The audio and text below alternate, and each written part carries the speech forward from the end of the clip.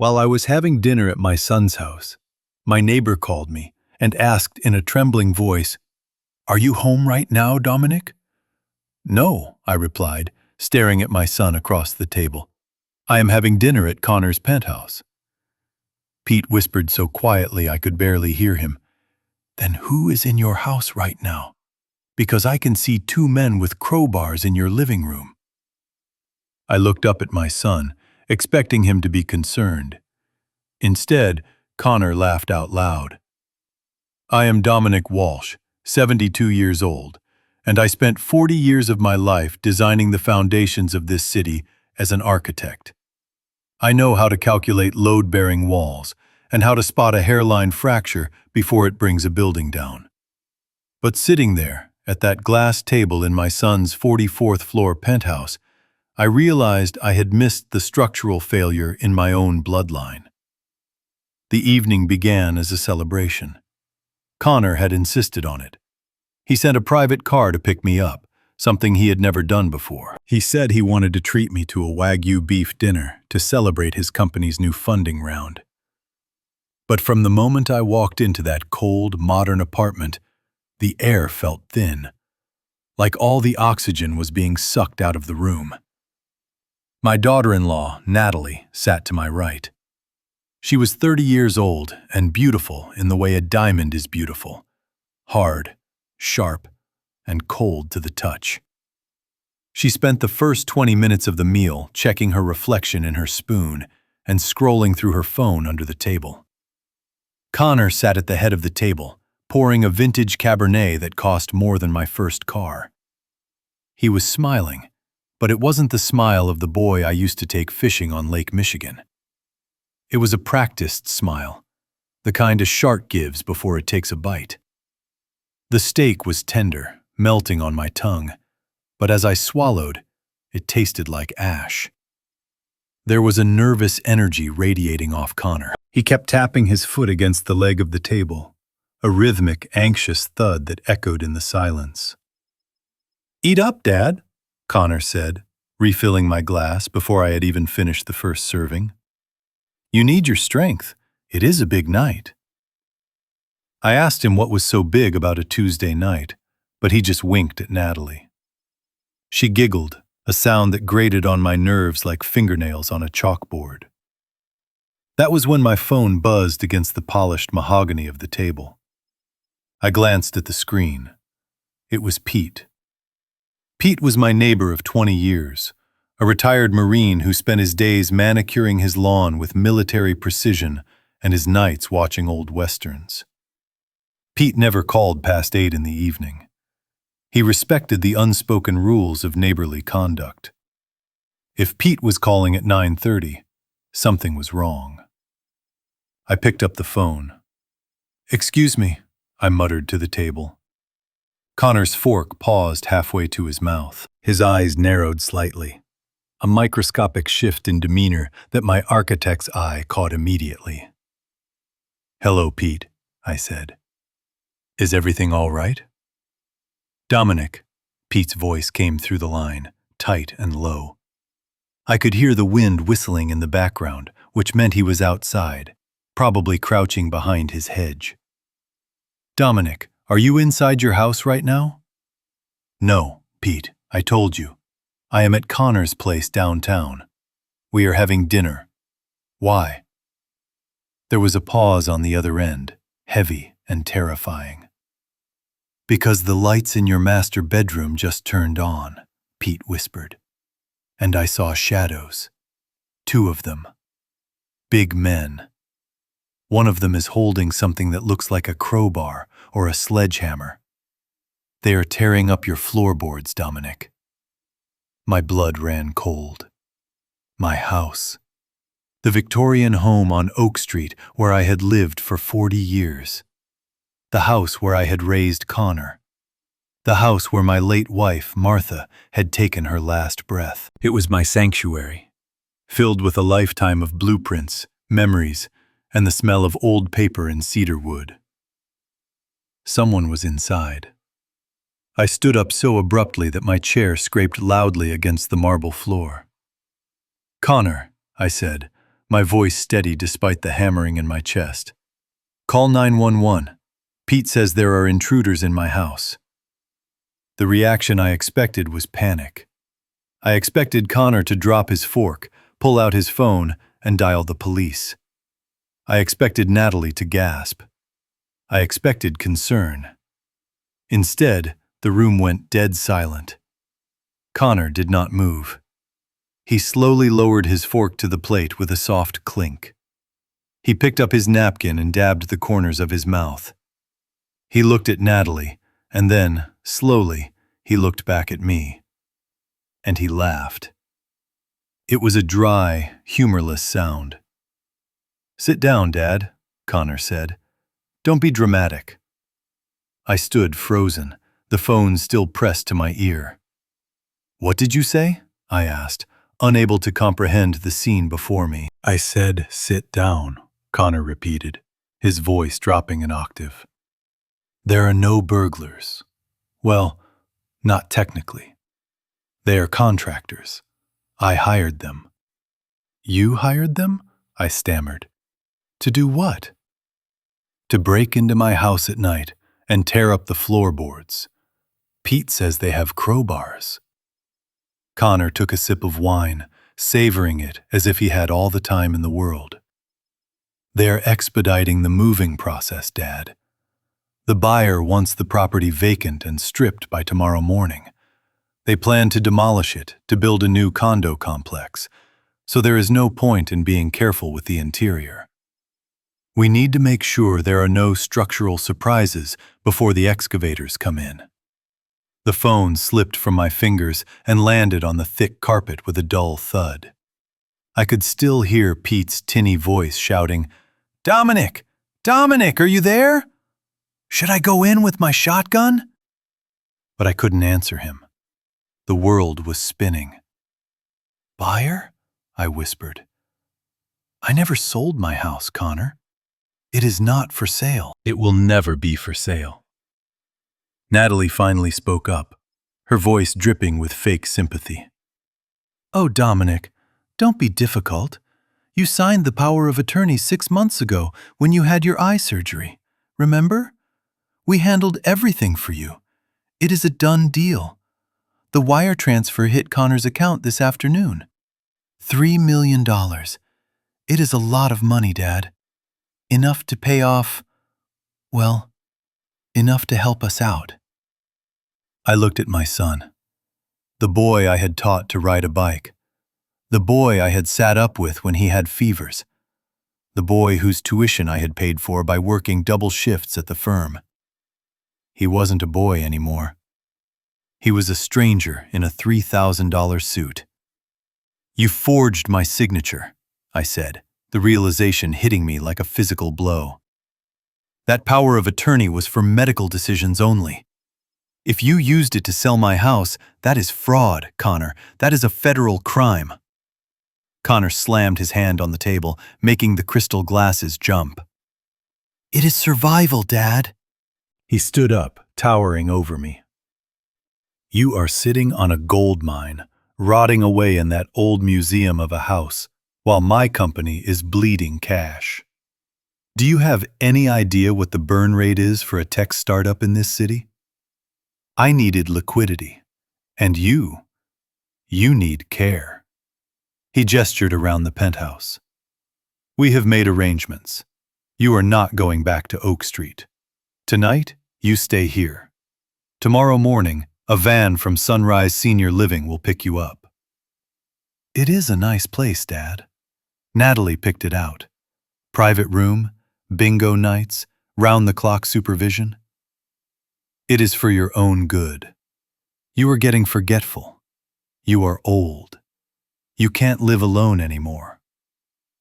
I looked at the door, the heavy, steel-reinforced door that led to the private elevator. I took a step toward it. "I am leaving," I said. "I am going home, and I am calling the police." Connor didn't chase me. He didn't even leave his chair. He just picked up a small remote control from the table and pressed a button. A beep echoed from the hallway. The smart lock engaged. The deadbolt slid home with a mechanical clack that sounded like a prison cell closing. I rushed to the door and pulled the handle. It wouldn't budge. I punched the keypad, but the screen remained black. "Let me out, Connor," I shouted, pounding on the wood. "Open this door!"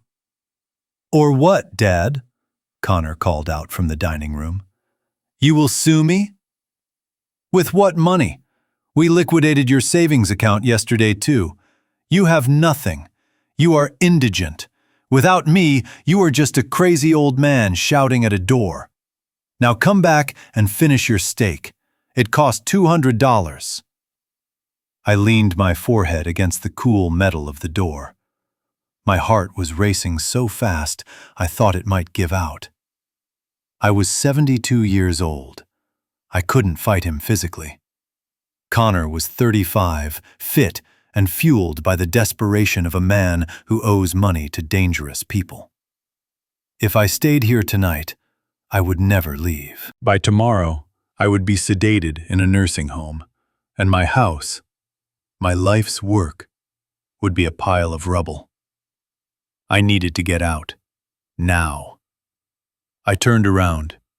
Connor and Natalie were watching me, smug satisfaction painted on their faces. They thought they had won. They thought they were dealing with a senile old man.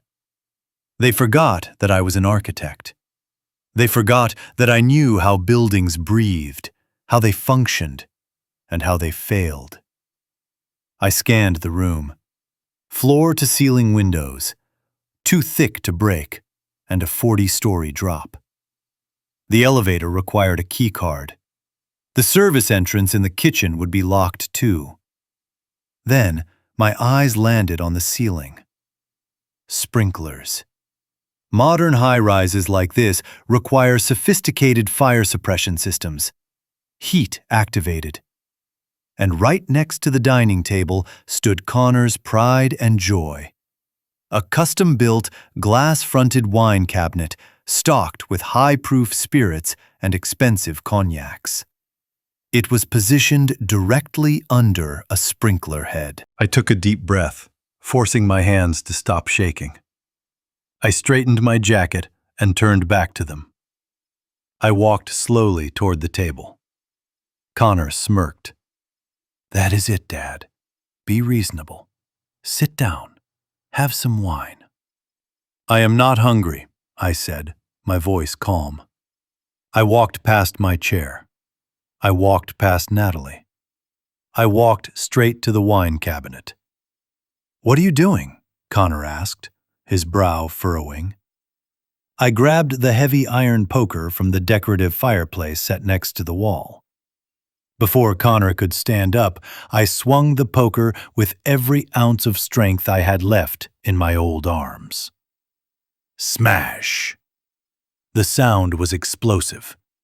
The glass front of the cabinet shattered into a million diamonds. I didn't stop. I swung again, shattering bottles of whiskey, vodka, and brandy.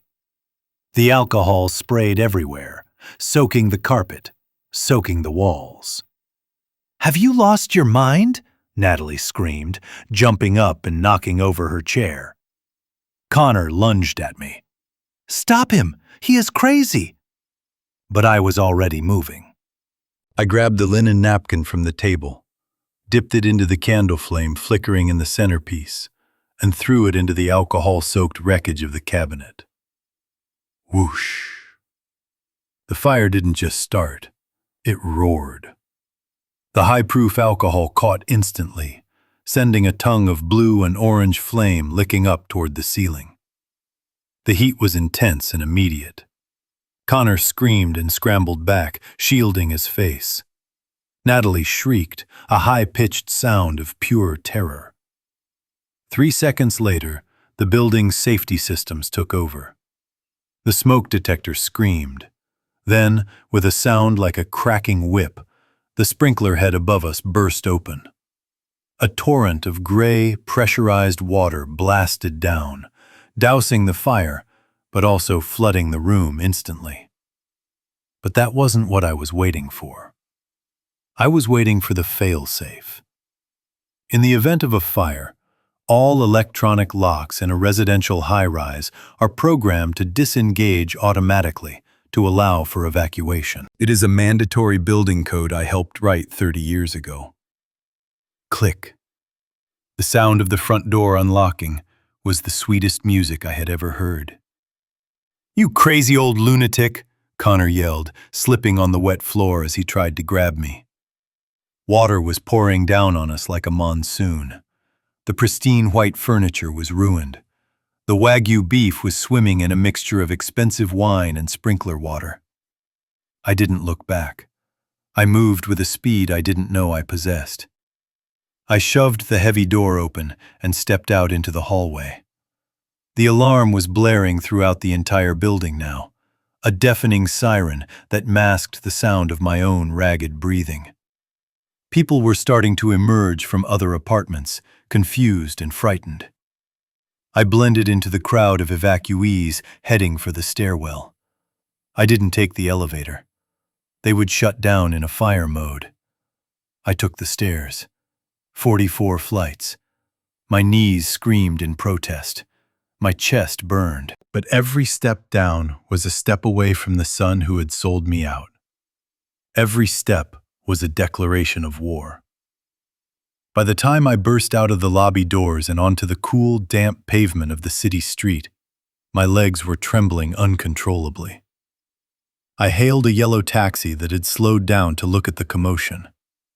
The driver looked at me, a 72-year-old man in a soaked suit, gasping for air. "Where to, buddy?" he asked.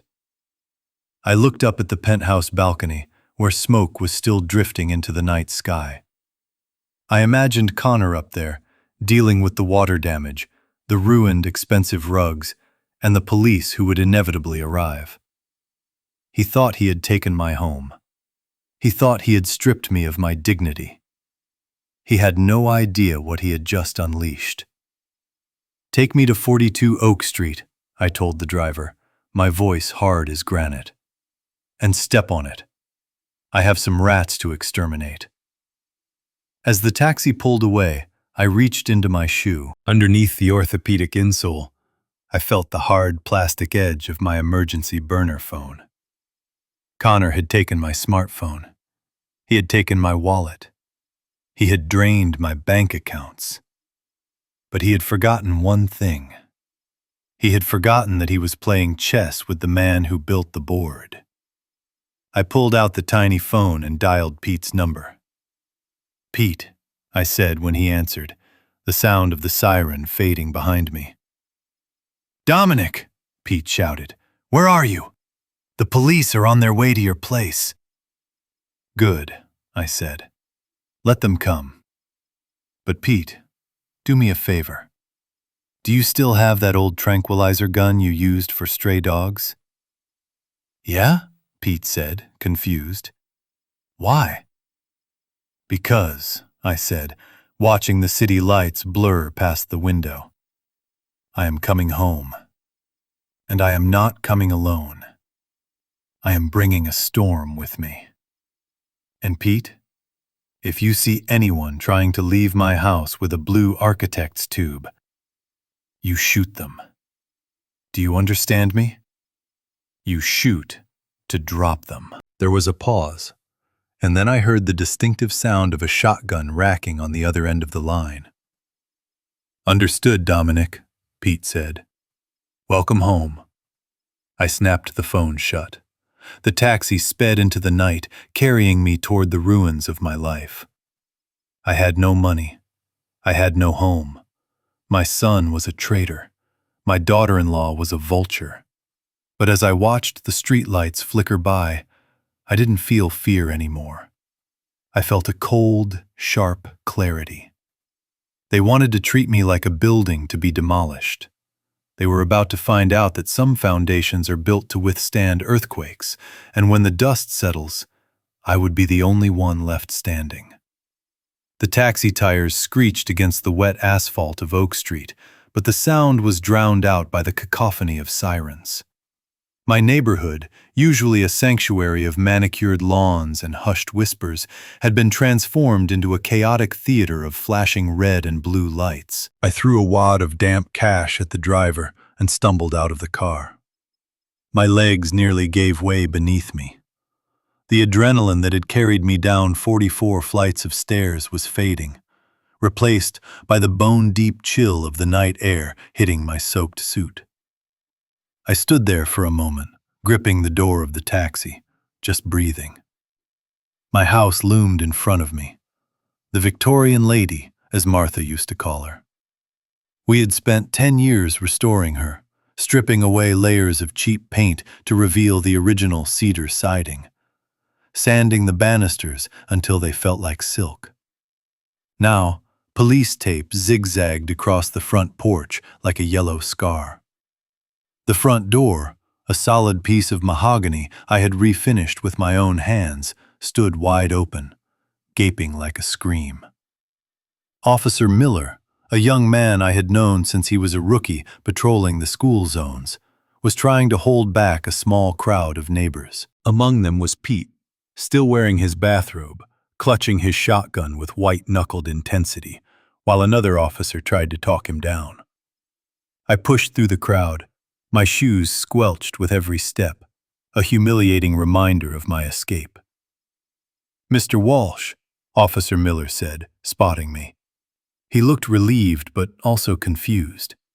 He took in my appearance, the dripping hair, the ruined suit, the wild look in my eyes. "Sir, are you all right? We got a call about a break-in, but the men inside claim they have a work order." I didn't answer him. I couldn't. The sound coming from inside my house was tearing me apart. It wasn't the sound of renovation.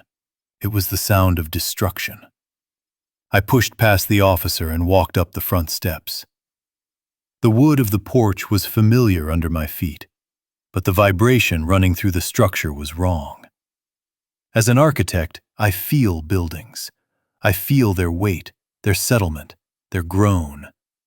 Tonight, my house was shuddering in pain. I stepped across the threshold and stopped dead. The foyer was a wreck.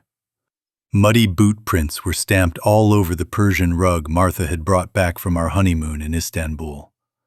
But that was nothing compared to the living room.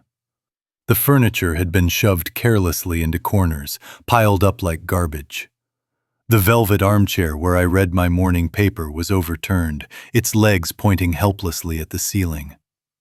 But my eyes were drawn to the center of the room. 2 men were there. They didn't look like contractors. They didn't wear tool belts or uniforms.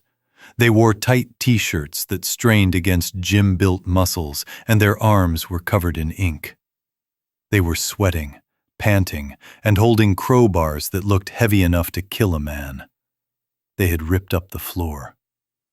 My breath caught in my throat, a ragged gasp that turned into a sob I refused to release. I had laid that floor myself, quarter-sawn white oak, arranged in a herringbone pattern that took me 3 weeks to perfect. I had selected each plank for its grain and color. I had driven every nail with precision. Now, jagged splinters of wood stuck up like broken ribs. The subfloor was exposed, a dark, gaping wound in the heart of my home. One of the men, the bald one with a snake tattoo winding up his neck, leaned on his crowbar and looked at me. He didn't look afraid. He looked annoyed. "Who is the wet rat?" he grunted, wiping sweat from his forehead with the back of a dirty glove. Officer Miller stepped in behind me. "That is the homeowner," he said, his voice hardening. "And I suggest you put that tool down right now." The man shrugged and dropped the crowbar. It hit the exposed concrete slab with a metallic clang that echoed through the house. "We are just doing a job, officer," he said, his voice rough like gravel. "Oss said gut the floor. We are gutting the floor." "You are destroying my life," I whispered. I walked forward, my steps unsteady. I knelt down beside the wreckage. I touched a piece of the splintered oak. It was sharp, jagged. This wasn't demolition for a remodel. This was a search. They had torn up a specific section, right in the center of the room, and were digging into the dirt beneath the foundation. They weren't building anything. They were looking for something buried. "Get them out," I said, standing up. The rage that had been cold in the taxi was now turning into a hot, molten thing in my chest. "Get them out of my house, Miller. Arrest them." The second man, younger but with eyes that looked dead, smirked. "Arrest us for what, old man? We got a permit. We got a signed work order from the owner, Connor Walsh." He pointed to a clipboard lying on top of my overturned bookshelf. I looked at the clipboard. I didn't need to read it to know what it said. It was another lie, another forgery, another piece of paper my son had used to strip mine my existence. Officer Miller looked at the paperwork, then back at me. "Mr. Walsh," he said, his tone apologetic. "If your son authorized this, it is a civil matter. I can't arrest them for breaking and entering if they have a key and a contract." I turned on him. "Look at this," I shouted, sweeping my hand across the devastated room. "Does this look like a renovation to you? They are digging holes in the foundation. They are compromising the structural integrity of the load-bearing beams. I am a licensed architect, Miller. I am telling you, this is not construction. This is vandalism. This is desecration." The bald man laughed.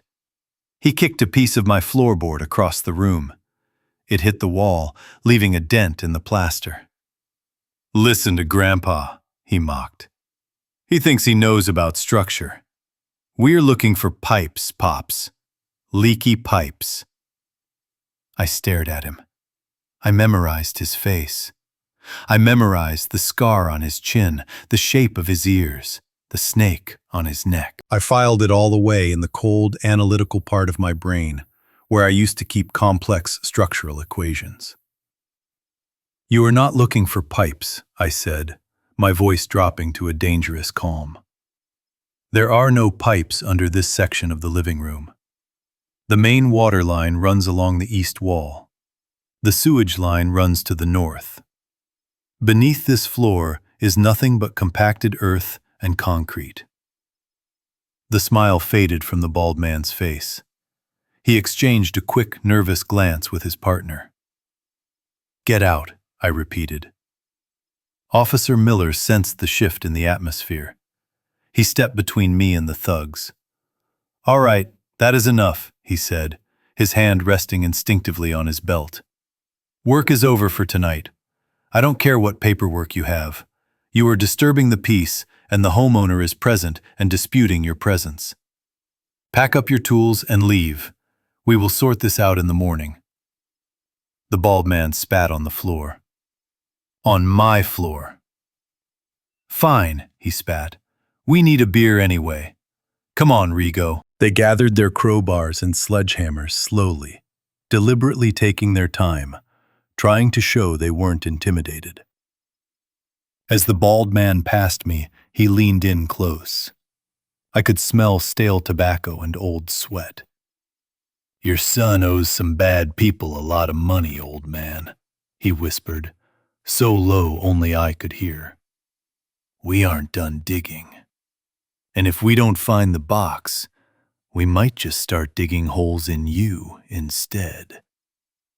He shoulder-checked me as he walked out the door. I stumbled back, catching myself on the doorframe. I watched them walk down the porch steps, past a fuming Pete, and climb into a black van with no license plates. Officer Miller sighed and holstered his thumb. "Sorry, Dominic," he said, using my first name for the first time. "I can write up a report, but until you get a court order stopping your son, my hands are tied. Technically, on paper, he has rights to the property." I looked around the ruin of my living room. My sanctuary was gone. The safety I had felt here for 40 years had evaporated, replaced by the cold draft blowing in through the open door. I felt a profound sense of violation, deeper than if they had just stolen a TV. They had invaded the only place where I could still feel Martha's presence. But as I looked at the hole in the floor, the despair began to harden into something else, something useful. They were looking for a box, a specific box, and they were digging in the living room because they thought that was where I kept my valuables. They were wrong. I didn't keep my most dangerous secrets in the living room. I walked over to the hole in the floor and stared into the dark earth. Connor thought he was smart. He thought he could bulldoze his way through my life. But he had made a fatal error. He had declared war on an architect in his own building. He had forgotten that I knew every secret passage, every hollow wall, and every hidden compartment in this house. I looked up at Officer Miller. "Thank you, officer," I said, my voice entirely steady now. "You can go. I will wait for my son." "You going to be okay here alone?" Miller asked, looking worried. "I am not alone," I said, glancing out the window where Pete was still standing guard on his lawn, shotgun cradled in his arm like a baby. "And besides, I have some cleaning up to do." As the police cruiser pulled away, I closed the front door. I locked it. Then I engaged the heavy brass deadbolt I had installed myself. I turned back to the silent, wounded house. "I am sorry, old girl," I whispered to the walls. "I am sorry I let them hurt you. But don't worry. We are going to fix this. And then we are going to bring the whole roof down on their heads." The silence in the living room did not last long. It was broken by the aggressive roar of an engine I recognized instantly. A sleek, silver Porsche Cayenne swerved into my driveway, its high-intensity LED headlights cutting through the gloom of my front yard like a scalpel. The car door slammed, and then came the rapid clicking of high heels and the heavy tread of expensive leather boots on the pavement. Connor burst through the front door, bringing a gust of rain and expensive cologne with him. Natalie trailed behind, holding a designer umbrella as if she were attending a gallery opening rather than a crime scene. Connor stopped in the middle of the foyer, his eyes scanning the destruction not with horror, but with a calculation that chilled my blood. Then, seeing Officer Miller standing by the staircase, his face transformed. The arrogance vanished, replaced instantly by the mask of a concerned, terrified son. "Dad!" Connor shouted, rushing toward me with his arms outstretched. "Thank God you are here. We were so worried when you ran out of the apartment. You were soaking wet. You were shaking." I took a step back, refusing to let him touch me. "Do not perform for the audience, Connor," I said, my voice low and steady. "The curtain has already fallen." Connor looked hurt, a practiced expression he had perfected since he was a teenager trying to get out of trouble. "Officer," he said, turning to Miller, his voice trembling with fake emotion, "my father is suffering from early-stage dementia. He's been having episodes of paranoia. We tried to keep him safe at my penthouse tonight, but he had an outburst and fled. We've been driving around looking for him for an hour." Officer Miller looked from Connor to me, his expression conflicted. He saw a well-dressed, articulate young man in a $3,000 suit showing concern for his disheveled, soaking wet father. The visual narrative was against me. "He is lying, Miller," I said, standing as tall as my 72-year-old spine would allow. "I do not have dementia. I have a son who is trying to steal my life." Connor sighed, the sound of a patient man dealing with a heavy burden. He reached into his jacket pocket and pulled out a thick envelope. He handed it to the officer. I knew he would say that. "That is why I brought these. These are the medical evaluations from Dr. Evans and the power of attorney documents my father signed 6 months ago. They grant me full conservatorship over his estate and his medical decisions. I watched Miller open the envelope. I knew what he would find. A signature that looked exactly like mine, forged by a machine or a very talented criminal. A stamp from a notary who was likely on Connor's payroll. And a medical report detailing a decline in mental faculties that never happened. Miller read the papers under the beam of his flashlight. He flipped through page after page. The silence stretched, tight as a piano wire. Finally, Miller looked up. He didn't look at me. He looked at Connor. "These papers appear to be in order, Mr. Walsh," Miller said. "No," I interrupted, stepping forward. "Look at the date, Miller. That date corresponds to the week I was in the hospital for cataract surgery. I was heavily medicated." Even if that signature is mine, which it is not, it was obtained under duress and influence. That makes it void. It makes it a matter for a judge, not a patrol officer, Connor said smoothly, cutting me off. "Officer, look at this house. Look at the floor.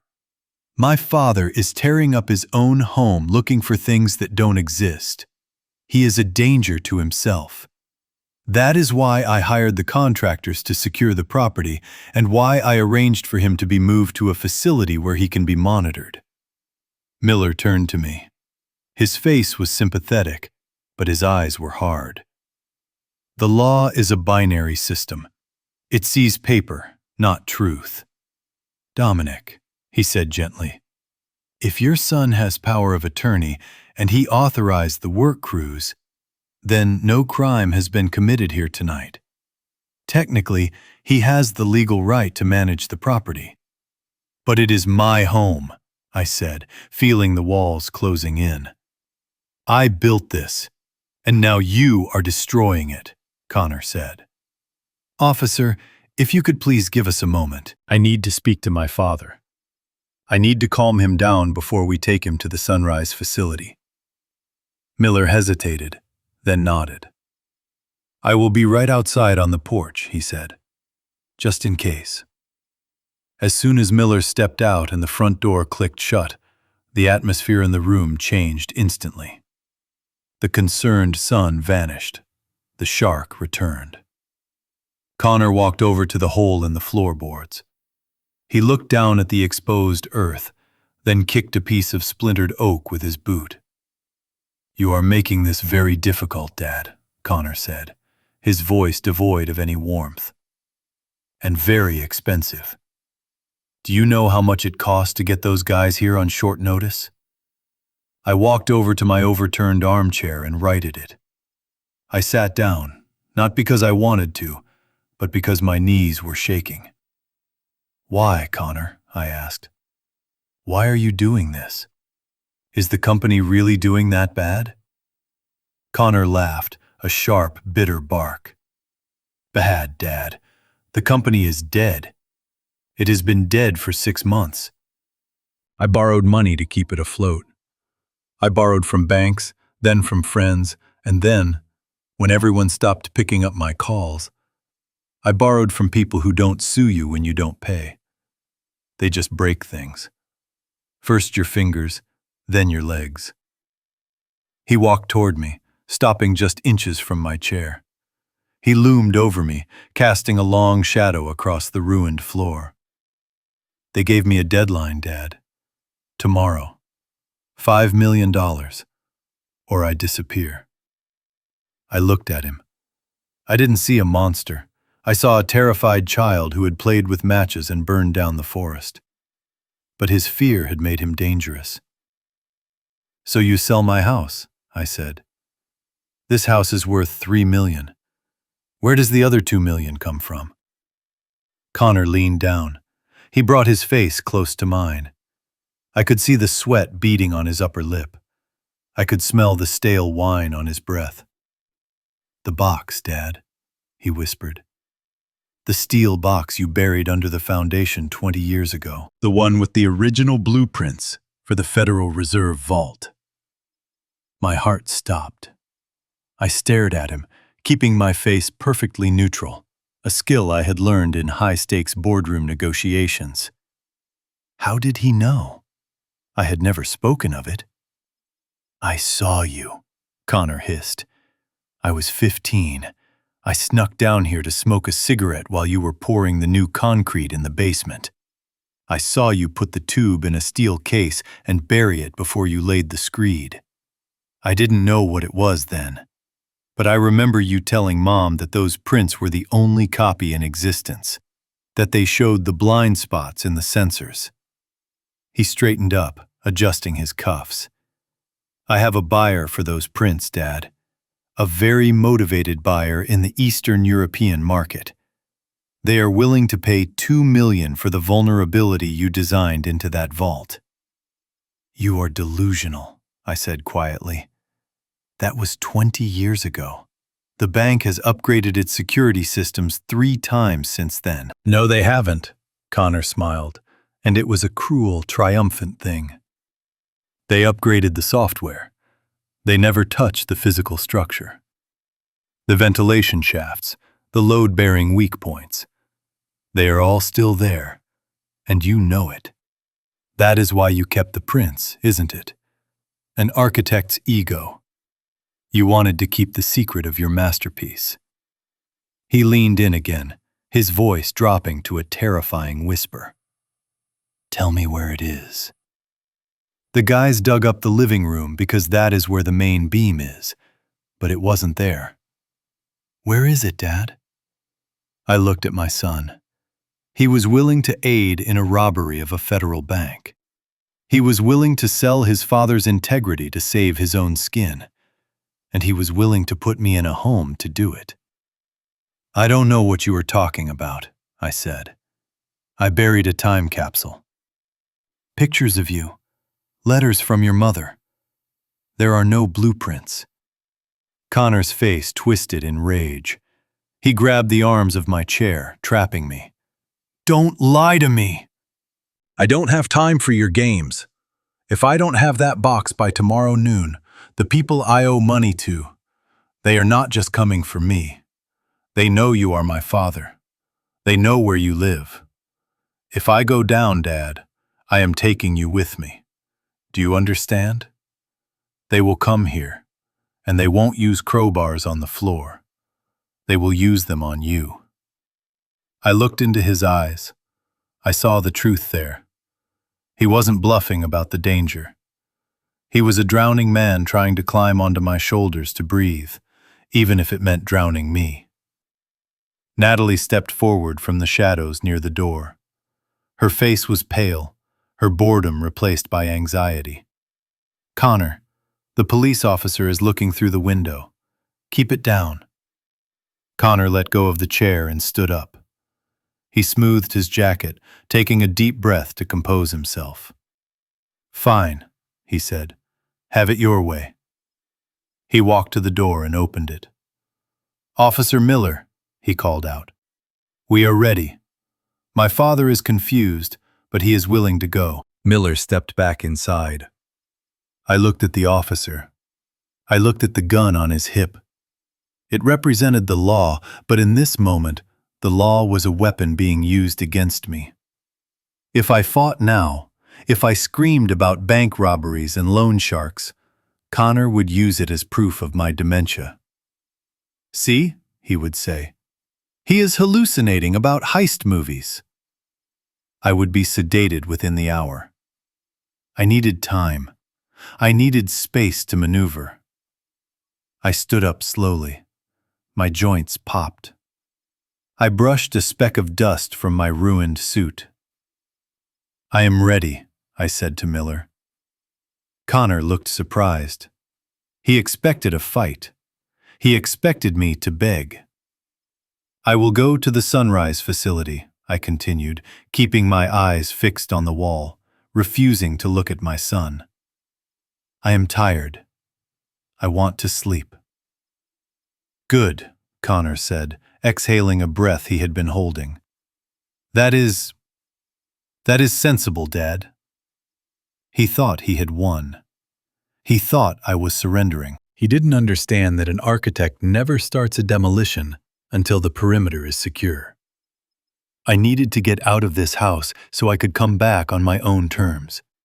I needed to let him think the building was abandoned so he would stop guarding the exits. I walked past him. I didn't say goodbye to the house. I didn't look at the hole in the floor. I walked out onto the porch, into the rain. Pete was still there, watching from his lawn. I caught his eye. I gave a barely perceptible nod. Pete narrowed his eyes, shifted his grip on the shotgun, and nodded back. Connor and Natalie followed me to their car. I climbed into the back seat of the Porsche. The leather was soft, shielding me from the hard reality of the night. As we pulled away, leaving the police cruiser and my dark, violated home behind, Connor looked at me in the rearview mirror.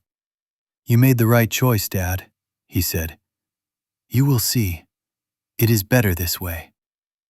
I looked out the window at the blurring city lights. I touched the sole of my shoe, feeling the hard lump of the burner phone inside. It is not over, Connor, I thought. We are just laying the foundation. The car sped toward the nursing home, carrying a son who thought he was a king, and a father who was about to become an executioner. The legal system had failed me. The paperwork had trapped me. But Connor had forgotten one crucial thing about structural engineering. If you apply enough pressure to the right point, even the strongest steel will snap. And I knew exactly where his breaking point was. The interior of my son's Porsche smelled of fresh leather and anxiety. As the car pulled away from the curb, leaving my battered home and the confused police officer behind in the rain, a heavy silence settled over us. I sat in the back seat, watching the back of Connor's head. He was checking his reflection in the rearview mirror every few seconds, his eyes darting back to see if I was angry, if I was sleeping, or if I was plotting. He saw nothing. I made sure of that. I kept my face as blank as a sheet of drafting paper before the first line is drawn. To the outside world, and certainly to my son, this looked like a surrender. The old man, wet and confused, had finally given up. He had accepted his fate. He was allowing himself to be carted off to a nursing home because he was too weak to fight. But that is the mistake amateurs make when they look at a building. They only see the facade. They don't see the steel reinforcement hidden behind the brick. I wasn't surrendering. I was executing a strategic retreat. If I had stayed on that porch, arguing with Officer Miller, screaming about conspiracies and buried blueprints, I would have been sedated within the hour. Connor would have used my anger as proof of my instability. He would have had me medicated into a stupor, and then I would have been truly helpless. By getting into this car voluntarily, I retained the one weapon Connor couldn't take from me, my clarity. "It is for the best, Dad," Connor said, breaking the silence as we merged onto the highway. His voice was too loud, too cheerful. He was trying to convince himself, not me. Sunrise Living is a top-tier facility. They have a great garden. You like gardening, right? And the staff is excellent. You won't have to worry about cooking or cleaning or maintaining that big old house. I didn't answer. I just watched the city lights blur past the rain-streaked window. The rhythm of the windshield wipers sounded like a countdown. Natalie, sitting in the passenger seat, didn't even turn around. She was furiously typing on her phone. I could see the reflection of the screen in the side window. She was looking up flight tickets. One way, Zurich. So that was the plan. Sell the house, sell the fake secrets, pay off the debt, and run before the ink was dry. They were sloppy. They were rushing. And people who rush make mistakes. We pulled up to the gates of Sunrise Senior Living 20 minutes later. It was a sprawling complex on the edge of the city, designed to look like a luxury resort, but feeling more like a minimum security prison for the unwanted. The architecture was bland and inoffensive, beige stucco and fake stone, designed to be forgettable. Connor parked the car under the portico. He turned off the engine and took a deep breath. "We are here," he said. I opened my door before he could come around to help me. I stepped out onto the concrete. The night air was still cold, but at least it was dry here. A night nurse was waiting for us by the sliding glass doors, holding a clipboard. She looked tired, but kind, the professional kindness of someone who deals with endings every day. "Mr. Walsh," she said, smiling at Connor. "We were expecting you." "This is my father, Dominic," Connor said, putting a hand on my shoulder. His grip was tight, possessive. "He is a bit disoriented tonight. We had a situation at home. He needs rest. And we need to make sure he doesn't wander." I didn't shake his hand off. I let him play his role. I looked at the nurse. "I am tired," I said simply. "I would like to go to my room." The nurse nodded sympathetically. "Of course, Dominic. We have a lovely room prepared for you on the second floor. It overlooks the courtyard." Connor walked us to the reception desk to sign the admission papers. I watched him sign my life away. He scribbled his name with a flourish, handing over his credit card, which I knew was linked to the account he had stolen from me, to pay the deposit. He was buying his freedom with my money. "All right, Dad," Connor said, turning to me after the paperwork was done. He looked relieved. He looked like a man who had just dropped a heavy bag of trash into a dumpster. "I will come visit you in a few days, once things settle down. Once we get the house sorted." I looked him in the eye. For a second, just a split second, I let the mask slip. I let him see the cold, hard calculation behind my gaze. "Don't worry about the house, Connor," I said softly. "It will be taken care of." He frowned, unsure of what I meant, but he was too eager to leave to ask. He patted my shoulder one last time. "Yeah, okay. Get some sleep, Dad." He turned and walked away. He walked fast. He grabbed Natalie's hand, and they practically ran back to the Porsche. They couldn't wait to get away from the guilt standing in the lobby. I watched through the glass doors as the taillights of the Porsche faded into the night. "Goodbye, Connor," I thought. "Enjoy your victory lap. It will be a short one." The nurse, whose name tag read Brenda, touched my arm gently.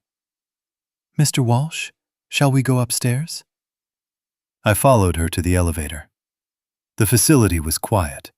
The smell of antiseptic and lavender air freshener hung heavy in the air.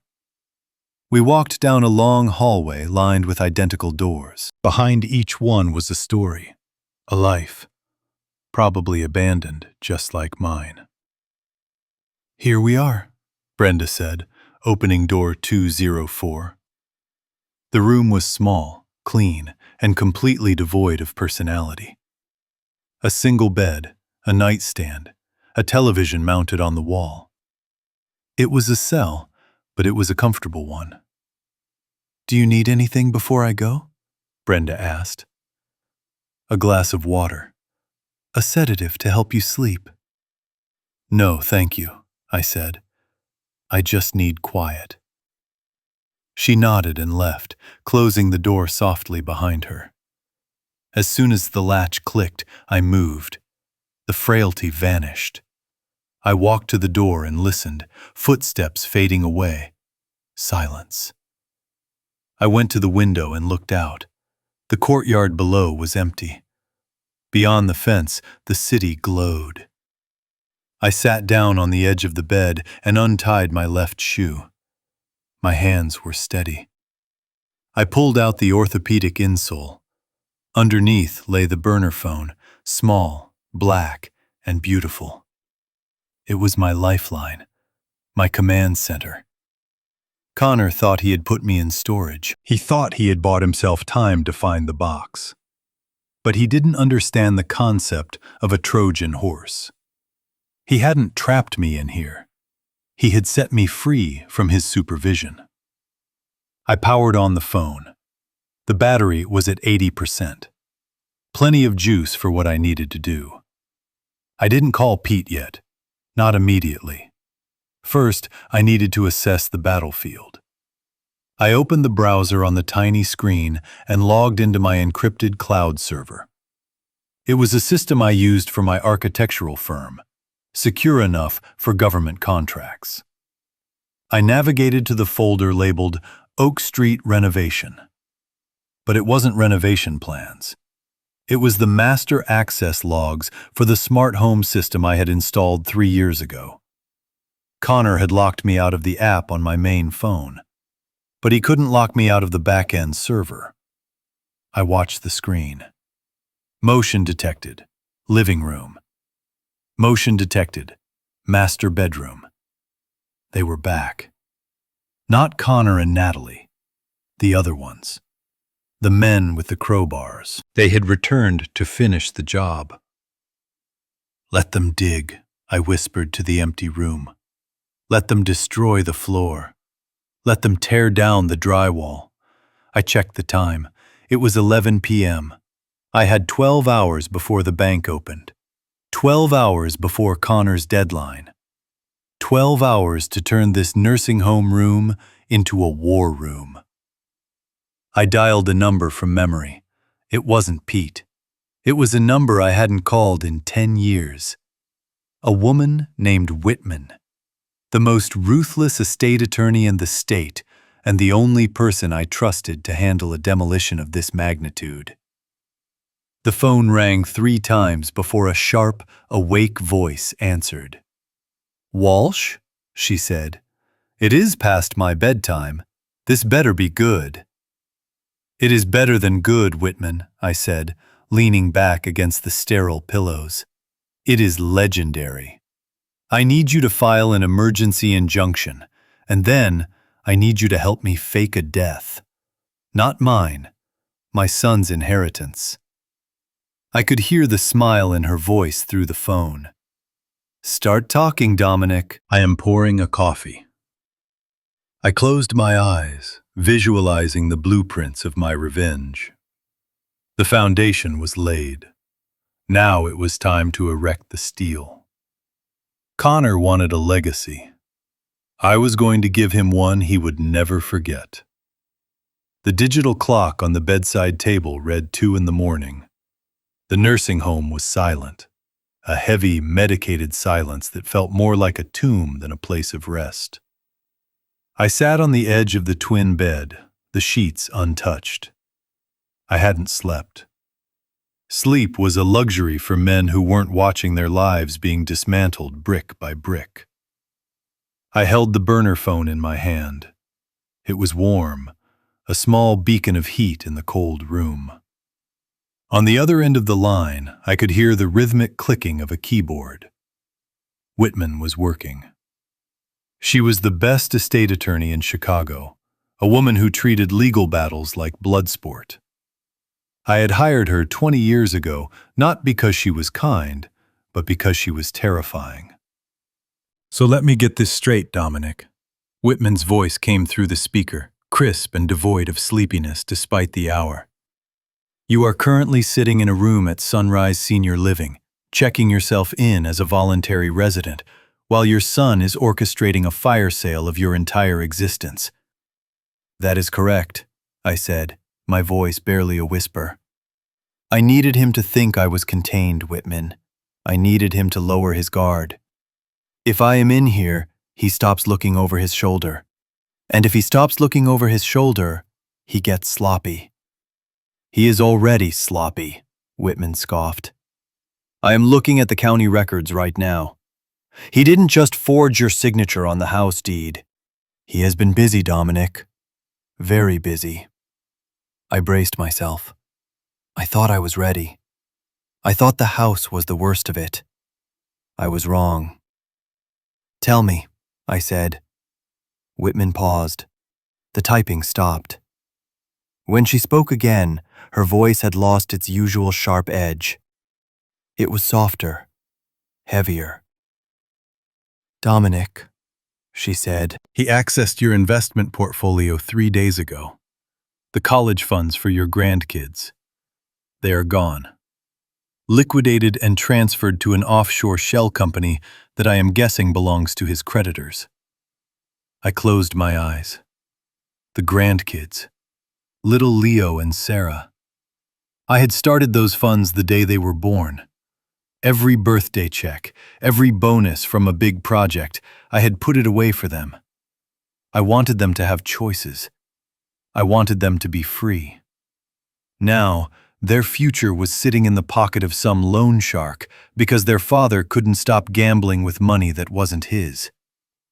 I felt a crack in my chest, a physical pain that radiated out to my fingertips. But I didn't cry. Crying was for victims. I wasn't a victim. I was an architect assessing damage.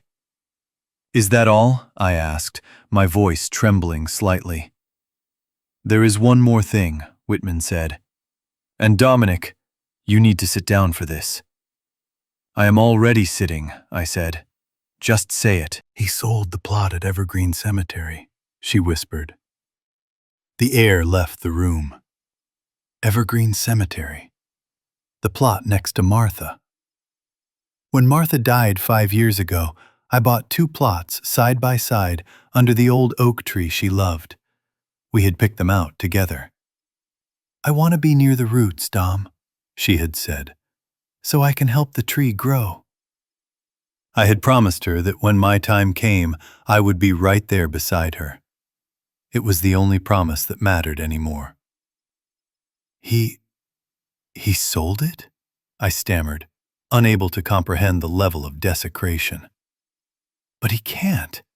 That is hallowed ground, Whitman. That is my wife. That is my resting place." "He listed it as unused real estate," Whitman explained, her voice tightening with professional rage. "He found a loophole in the cemetery's resale policy. He sold the rights to the plot next to Martha to a stranger for $8,000. He sold your grave, Dominic. He sold your reunion with your wife for pocket change." Something inside me snapped. It wasn't a loud snap. It wasn't an explosion. It was the sound of a steel cable finally giving way under too much tension. The grief I had been holding back, the sadness, the confusion, it all vanished. In its place, a cold, dark void opened up. A void filled with absolute, crystalline clarity. "He sold my grave," I repeated. The words tasted like iron. "Dominic," Whitman said urgently, "listen to me. We can fix this. I can file an injunction. I can sue for emotional distress. I can have him arrested for fraud before the sun comes up." "No," I said. The word was flat, hard, and final. "No arrests. Not yet." Whitman was silent for a moment. "What do you mean, no? Dominic, he has stripped you bare. He has taken your home, your money, and now your grave. If we wait, he might disappear." "He won't disappear," I said, staring at my reflection in the dark window. I looked old. I looked tired. But behind the eyes, I saw something I hadn't seen since I was a young man fighting for my first contract. I saw a killer. "He won't disappear because he hasn't found the box yet," I continued. "He thinks the blueprint is his ticket out. He needs that $2 million to pay off the sharks. If you arrest him now, the police take him. He goes to jail for fraud. He gets 3 years, maybe 5 with good behavior. Then he comes out, writes a book about his troubled childhood, and moves on. I gripped the phone tighter.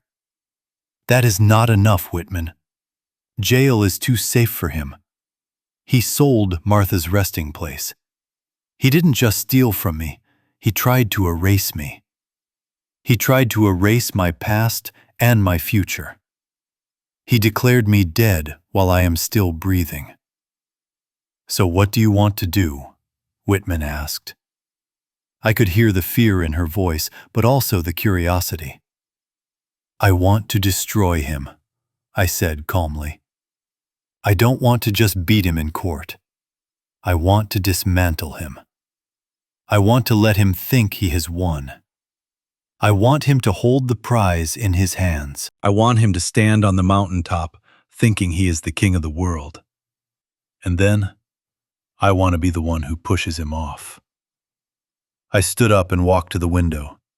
Down in the parking lot, a security guard was making his rounds, his flashlight cutting through the darkness. Whitman, I said, do you still have the contacts at the Federal Reserve? The ones we worked with during the vault renovation 10 years ago? Yes, she said slowly. Why? And do you remember the life estate deed we drafted back then? I asked. The one that was never filed publicly? The one that says the property rights revert to the charitable trust immediately upon any attempt to sell or mortgage the land without my biometric consent. I have the original in my safe, Whitman said. Good, I said. Bring it. And bring the fake blueprints. The ones we drew up for the movie set consultation. The ones that look real but lead to a dead end. Dominic, Whitman warned. If you do what I think you are doing, you are putting yourself in the line of fire. These creditors of his, they are not businessmen. They are animals. If they find out the blueprints are fake, they won't find out, I cut her off. Not until it is too late. I looked at the moon hanging low in the sky. It was the same moon that shone on Martha's grave. The grave that was now alone. The grave that my son had sold to a stranger. I am done being a father, Whitman, I said, my voice dropping to a whisper that was colder than the grave he had sold. Tonight, I am just an architect, and I have a demolition to schedule. There was a long pause on the other end. Then Whitman spoke, her voice steely and resolved. I will meet you at the old service entrance of your house in 1 hour. I will bring the papers. I will bring the car. No car, I said. I have a ride. A ride? She asked. Who? I looked down at the courtyard, where a shadow was moving near the back gate. A shadow carrying a long, canvas-wrapped object that looked suspiciously like a shotgun. A neighbor, I said. A good neighbor.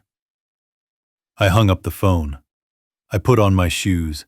I tied the laces tight. I buttoned my jacket. I walked to the door of my room and listened. The hallway was empty. I didn't look back at the bed. I didn't look back at the safety of the nursing home. I opened the door and stepped out into the shadows. Connor had made his move. He had taken everything. But he had forgotten the first rule of construction. You never, ever dig a hole if you don't know what is buried underneath. He wanted a fortune. I was going to give him a tragedy. I moved toward the fire exit, my steps silent on the linoleum floor. The hunt was on. The metal fire door of the nursing home clicked shut behind me, severing the tether to my safe, sterile prison. The night air was heavy with the scent of wet asphalt and impending violence. I pulled the collar of my jacket up against the chill, scanning the shadows of the service alley. A rusted Ford pickup truck idled 20 feet away, its engine rumbling with a low, throaty growl that sounded like a sleeping bear. The passenger door creaked open, and I climbed inside. The cab smelled of gun oil, old coffee, and peppermint. Pete sat behind the wheel, wearing a black beanie and a dark hunting jacket.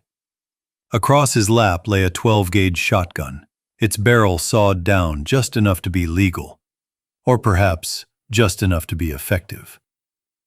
"You look like hell, Dominic," Pete grunted, shifting the truck into gear.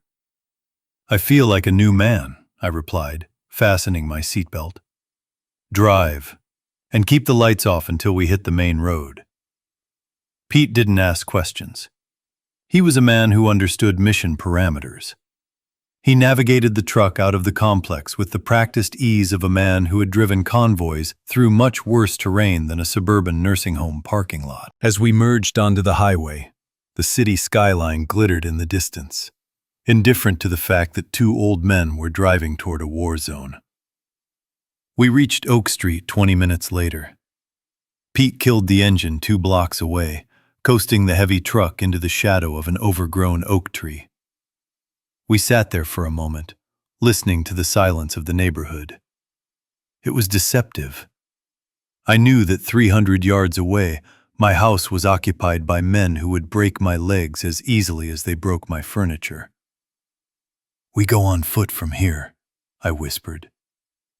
Pete nodded, reaching for the door handle. He grabbed the shotgun.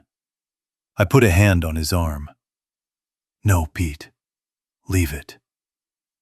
He looked at me as if I had asked him to walk naked into a blizzard. "Dominic, there are at least 3 of them. They are armed.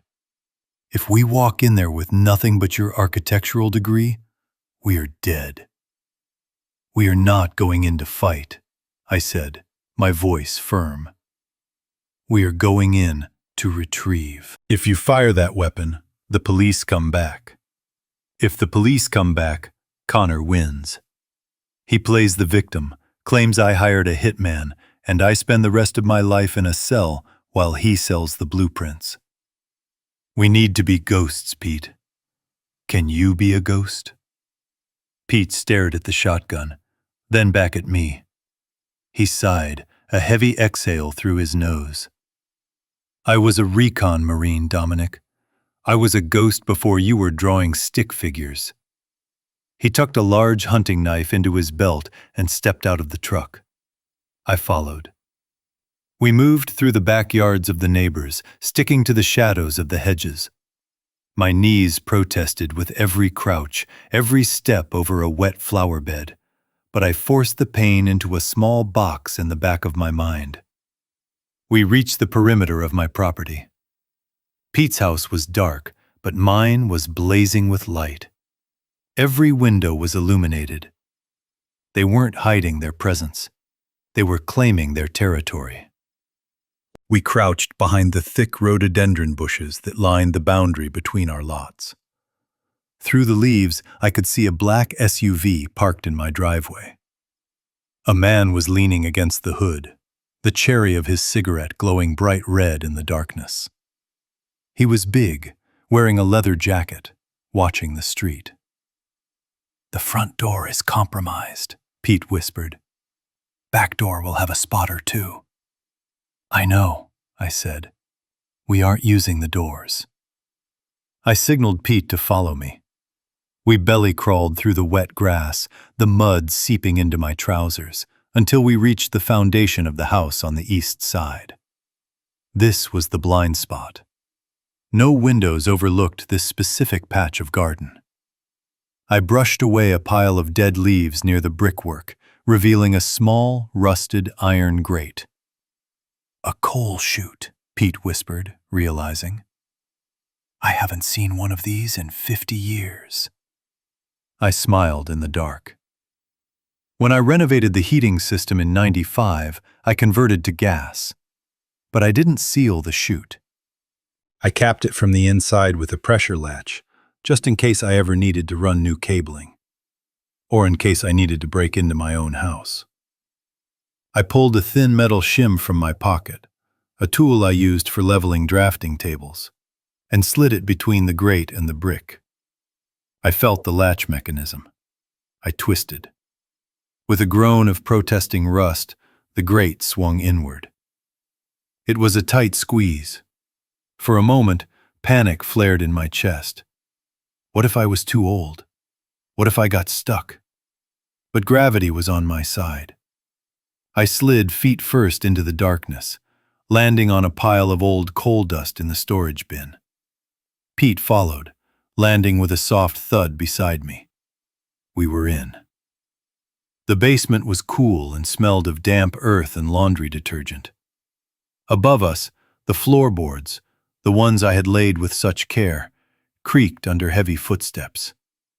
I put a finger to my lips. We moved silently through the basement, navigating by memory. I knew where the water heater was. I knew where the support columns stood. We reached the section directly under the living room. Light filtered down through the cracks where the thugs had ripped up the floor earlier. Dust motes danced in the beams. I looked up and saw the soles of heavy boots walking back and forth. I could hear their voices clearly. The acoustics of the house, usually designed to carry the laughter of a dinner party, now amplified the threats of my enemies. "I am telling you, boss," a voice grumbled. "It is not here. We dug 3 feet down. There is nothing but dirt." "Keep digging," a deeper, colder voice replied. "Connor said the old man buried it under the living room." "Connor is a weasel, but he is not a liar about money." "He is not a liar," the first voice scoffed. "He is an idiot. Maybe the old man moved it." "If he moved it, we will find out tomorrow. When the old man wakes up in the nursing home, we will pay him a visit. We will bring the pliers. Old people talk fast when they see the pliers." I felt Pete tense up beside me. His hand went to the knife at his belt. I grabbed his wrist and shook my head. Not yet. We needed to get upstairs. The document I needed, the life estate deed, wasn't buried in the dirt. Connor was right about one thing. I did bury a box 20 years ago, but he was wrong about what was inside. The real documents, the ones that could destroy him, were hidden in the one place Connor never looked because he never read a book in his life. The library. We moved toward the service staircase at the back of the basement. This was a narrow, steep flight of stairs originally designed for servants in the 1920s to move between the kitchen and the lower levels without being seen. I stepped on the first tread. It held. I stepped on the third. I skipped the fourth. The fourth step squeaked. I had meant to fix it for 10 years. Now, that laziness saved my life. I signaled Pete to skip it too. We reached the top of the stairs. The door opened into the butler's pantry, just off the kitchen. I cracked the door open an inch. The kitchen was brightly lit. A man was sitting at my kitchen island. He was eating an apple. My apple. He had his feet up on the granite countertop, a pistol resting casually next to the fruit bowl. We couldn't go through the kitchen. The library was down the hall, past the foyer where the boss was standing. I closed the door silently. We were trapped. Pete looked at me, his eyes asking the question, "What now, architect?" I closed my eyes and visualized the blueprints. The house was a living organism. It had veins and arteries, and like any body, it had hollow spaces. When I renovated the HVAC system, I had built a chase, a vertical shaft for the ductwork that ran from the basement up to the attic. It passed right behind the library wall. And I had installed an access panel in the pantry for maintenance. I pointed to the tall cabinet in the corner of the pantry, usually stocked with canned goods. Pete understood. We crept out of the stairwell and into the pantry. The man in the kitchen was 10 feet away, separated only by a swinging door. I could hear him crunching the apple. I opened the cabinet. I pushed aside the cans of tomato soup and beans. At the back of the cabinet was a plywood panel painted to match the interior. I found the hidden catch and popped it open. A draft of cold air hit my face. The space inside was tight, filled with silver ducts and cobwebs. But it was wide enough for a man. Just barely. I climbed in. The metal ductwork groaned softly under my weight. I froze. In the kitchen, the crunching stopped. "Did you hear that?" the man asked. I held my breath.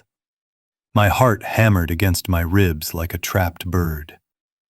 Pete squeezed in behind me and pulled the cabinet door shut, plunging us into total darkness. We heard the swinging door of the kitchen open. Heavy footsteps walked into the pantry. I could feel the vibration through the wall. The man was standing right on the other side of the cabinet. "Mice," the man muttered. "This place is a dump." He walked back to the kitchen. The swinging door swooshed shut. I exhaled, the sound loud in the confined space. I switched on the small pen light I carried in my pocket, shielding the beam with my fingers. We were inside the walls now. We shimmied sideways through the chase, stepping carefully on the framing studs. If we missed a stud, we would put a foot right through the drywall and into the hallway. 10 feet. 20 feet. I counted the studs. We were passing the dining room. Then the foyer. I could hear the boss talking on the phone. "Yeah, Connor. No, we haven't found it. You better pray we do. Because if I have to come down to that nursing home, I am going to peel you first, then your father." We reached the section of the wall that backed onto the library. This was it.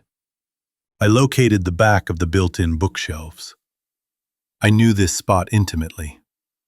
I had designed a false back on the third shelf from the bottom, specifically to hide the safe. But accessing it from behind was tricky. I had to remove the screws holding the rear panel without dropping them into the wall cavity. I took out my multi-tool. My hands, usually steady, were slick with sweat. One slip, one clatter of metal on metal, and we were dead. I turned the first screw. Silence. I turned the second. It resisted. I forced it, praying the wood wouldn't crack. It turned. I pushed the panel gently. It slid forward, creating a rectangular opening into the library. Light spilled into our hiding spot. The library was empty. The thugs hadn't touched this room yet. They were too obsessed with the floorboards. I squeezed through the opening, tumbling onto the Persian rug. Pete followed, landing with the grace of a cat. We were inside. I stood up and looked at the room. It smelled of old paper and leather, the smell of peace. I walked to the large oak desk. I didn't go for the wall safe. That was a decoy. I had put a few $1,000s and some jewelry in there to satisfy burglars. I went to the fireplace. The mantel was a solid piece of reclaimed timber. I reached underneath the heavy wood, feeling for the knot in the grain that wasn't actually a knot. I pressed it. A distinct click echoed in the silent room. A small drawer, seamlessly integrated into the side of the mantel, popped open. There it was, the life estate deed. The original document, stamped, notarized, and undeniable. And next to it, the flash drive, containing the biometric encryption keys for the trust. I grabbed them and shoved them into my inside pocket. "Got it," I whispered to Pete. Now, for part 2, the bait. I reached into my other pocket and pulled out the rusted metal box I had prepared. Inside was a roll of blueprints I had drafted for a fictional bank heist movie 10 years ago. They looked incredibly complex, filled with red ink and stamps that said, "Top Secret." And nestled inside the roll was a USB drive loaded with the nastiest malware Whitman's tech guy could cook up. I walked over to the section of the floor near the window where the carpet was loose. I pulled it back. I pried up a loose floorboard, one I knew was loose because I kept meaning to nail it down. I dropped the box into the crawl space beneath and hammered the board back down with the heel of my shoe. Thud. Thud. It was loud. Too loud. From the hallway, a voice shouted, "Hey, who is in there?" Footsteps thundered toward the library door. "Go," I hissed to Pete. "Back in the wall." We scrambled back through the opening in the bookshelf. I pulled the false panel back into place just as the library door crashed open. Through the thin gap between the books, I saw the boss burst into the room, gun drawn. He scanned the empty room. He looked at the desk. He looked at the window. He walked over to the spot where I had just hammered the floorboard. He looked down. He saw the disturbance in the carpet. A slow, cruel smile spread across his face. "Boys!" he yelled, his voice filled with triumph. "Bring the crowbars. I think the old man kept his treasure in the library." I leaned back against the stud in the dark wall, my heart pounding so hard I thought it would break my ribs. Take the bait, I thought. Take it and choke on it. Pete tapped my shoulder and pointed up toward the attic access. We began the long, silent climb to the roof. We had what we came for, and we had left a bomb behind. The architect had just redesigned the playing field. The drawer slid open with a whisper of well-oiled bearings, revealing the contents I had hidden away a decade ago. My hands, usually steady as a surgeon's, trembled slightly as I reached for the manila envelope. This wasn't just paper. It was the nuclear option. I pulled out the life estate deed.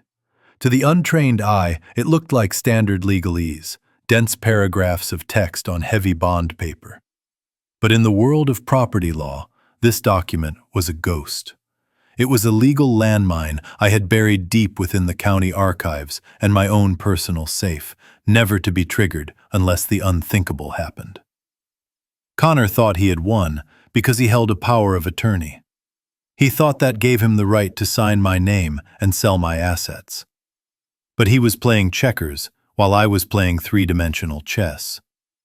This deed stated clearly and irrevocably that while the property might eventually pass to my heirs, the absolute right of possession and control belonged to me until the moment my heart stopped beating.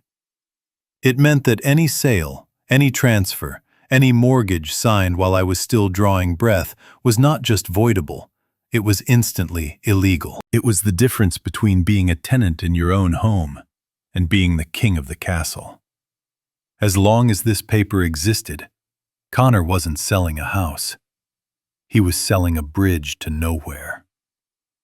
I slid the deed into the inside pocket of my jacket, right next to my heart. It felt heavy, like a shield. Now came the second part of the plan, the offensive strike. I reached into the deep pocket of my cargo pants and pulled out the rusted metal tube I had retrieved from the truck.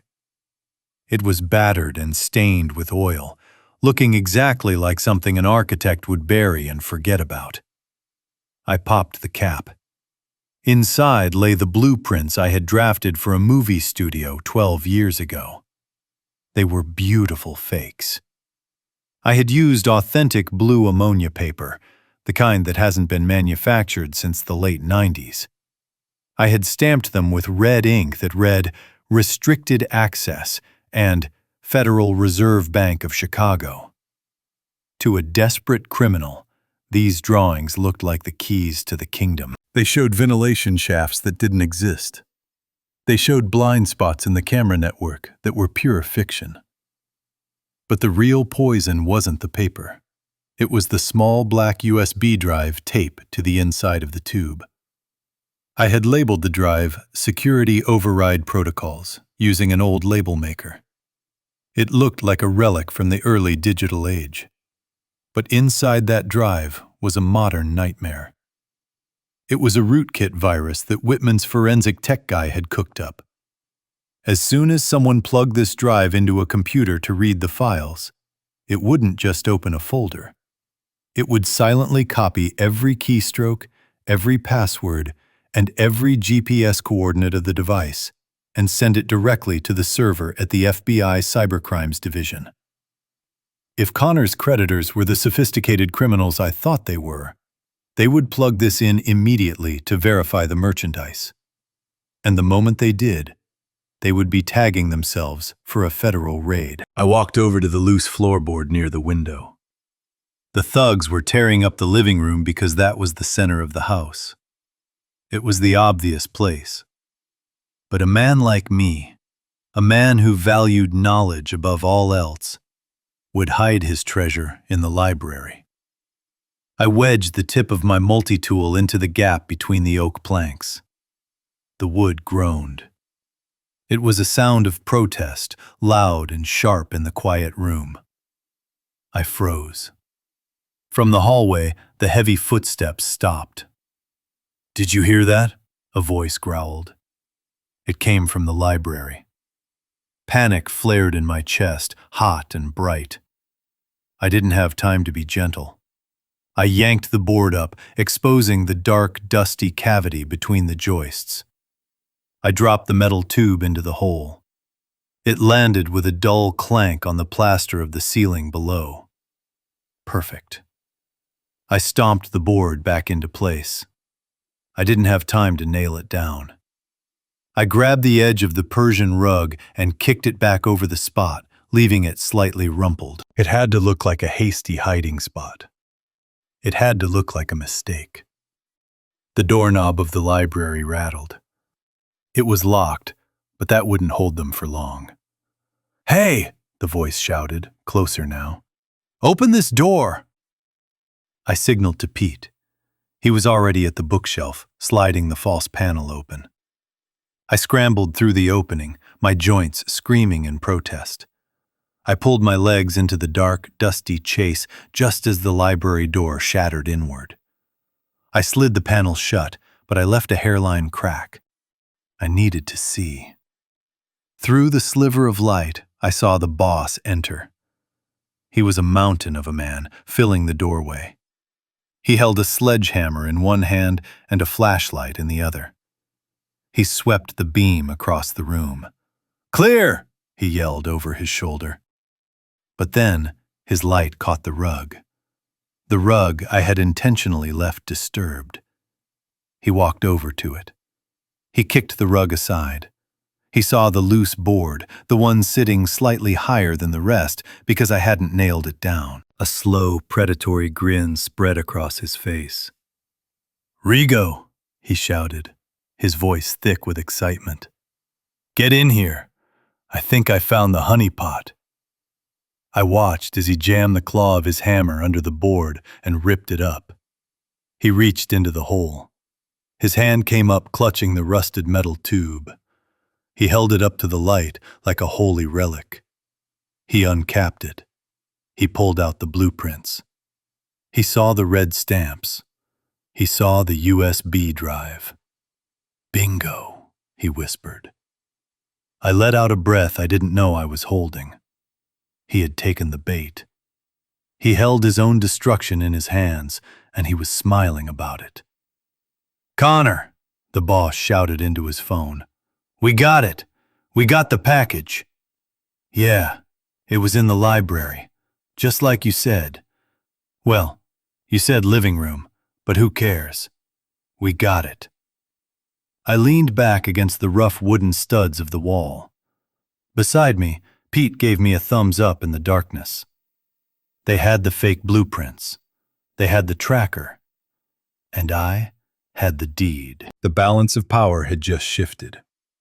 Connor thought he was hours away from paying off his debt. In reality, he was hours away from walking into a federal trap. We moved silently through the wall cavity, heading up toward the attic access. The adrenaline was fading, replaced by a cold, hard determination. I wasn't just an old man running away anymore. I was the architect of their downfall. And tomorrow, at the charity gala, I was going to bring the whole structure crashing down on their heads. The grand ballroom of the city's historic hotel was a sea of black ties and diamond chokers. It was the kind of event where charity was just a polite word for networking, and where philanthropy was measured in tax write-offs rather than good deeds. Crystal chandeliers the size of small cars hung from the ceiling, casting a warm, golden glow over the 300 guests who sipped champagne and whispered about stock prices. In the center of it all stood my son, Connor. He looked every inch the prodigal success story. He was wearing a tuxedo that fit him like a second skin, his hair perfectly coiffed, a glass of vintage Krug in his hand. Beside him, Natalie glittered in a silver gown that clung to her like liquid mercury. They were laughing at a joke made by the mayor, throwing their heads back in a performance of happiness that was so convincing, it almost fooled me. I stood in the shadows of the mezzanine level, looking down at them. I felt like a gargoyle perched on the edge of a cathedral, stone-faced and patient. To the casual observer, Connor was the picture of a devoted husband and a rising tech mogul. But I wasn't a casual observer. I was his father, and I could see the sweat glistening on his temples. I could see the way his eyes kept darting toward the back of the room, toward a table where 3 men in dark suits sat in silence. Those men were not donors. They were the creditors. The sharks. They were the ones who had bought the rusted metal tube from Connor this morning for $2 million. They were sitting there, drinking water, waiting for the verification process to complete. They thought they had just bought the blueprints to the Federal Reserve. They had no idea they had actually bought a one-way ticket to a federal prison cell. I adjusted my cufflinks. They were gold, a gift from Martha on our 25th anniversary. I hadn't worn a tuxedo in 10 years, not since her funeral. But tonight, I needed to look the part.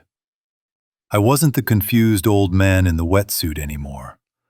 I was Dominic Walsh, the man who built half the skylines in this state. "Ready, Dominic?" a voice whispered beside me. I turned to see Whitman. She looked terrifyingly elegant in a black pantsuit, her gray hair pulled back in a severe bun. Beside her stood Chief of Police Harrison, my old poker buddy. He wasn't in uniform. He was in formal wear, but the bulge of his service weapon was visible beneath his jacket to anyone who knew where to look. "I am ready," I said. We began our descent. The grand staircase curved down into the ballroom, a dramatic entrance designed for debutantes and royalty.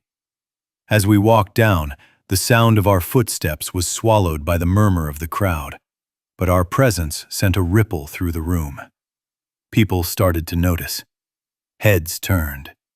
Whispers began to spread like a brush fire. "Isn't that Dominic Walsh? I thought he was ill. I heard Connor put him in a home yesterday.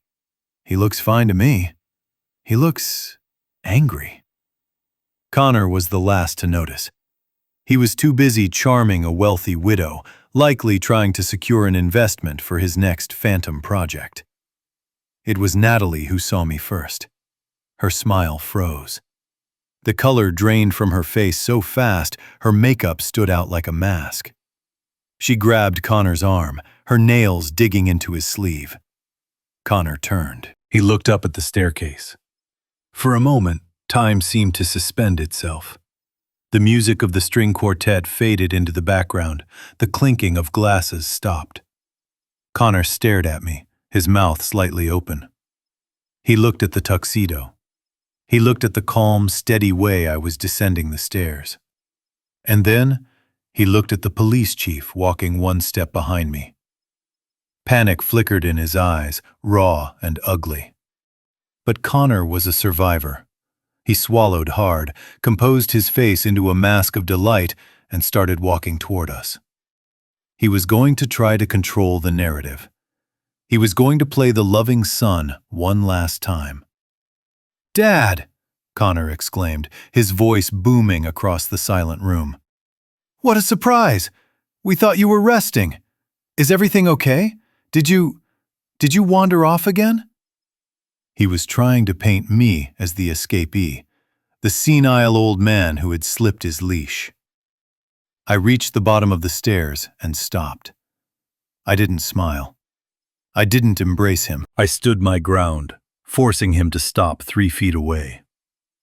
The distance between us was a chasm filled with lies and stolen money. "I am done resting, Connor," I said. My voice wasn't loud, but in the hush of the ballroom, it carried to every corner. And I didn't wander off. I checked out. Connor laughed, a nervous, high-pitched sound.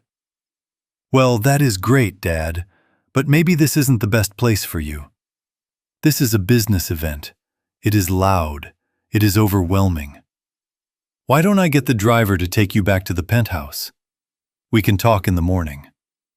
He reached out to take my elbow, a gesture that looked supportive but was actually an attempt to steer me toward the exit. I pulled my arm away. The movement was sharp, violent in its restraint. "Don't touch me," I said. The room gasped, a collective intake of breath. The facade was cracking. Connor's smile faltered, his eyes narrowed.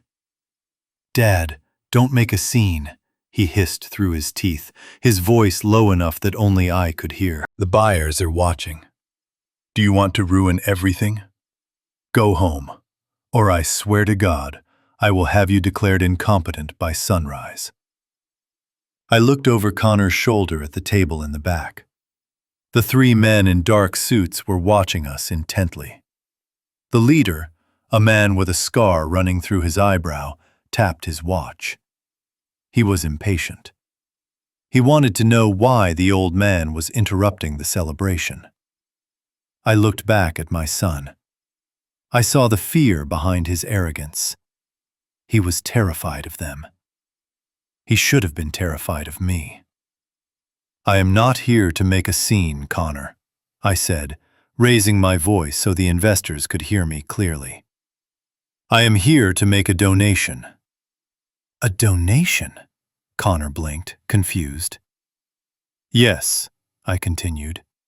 "I heard you are auctioning off the future tonight. I wanted to see what price you put on a father's legacy." Natalie stepped forward, trying to salvage the situation. "Oh, Dominic, you are so funny. Please, everyone, grab a drink. My father-in-law is just—" "He loves the joke." She waved at the band to start playing, but the musicians didn't move. They were watching the drama unfold. I walked past Connor. I walked straight toward the stage. The crowd parted from me like the Red Sea. They sensed the power in my stride. They sensed that I wasn't a guest.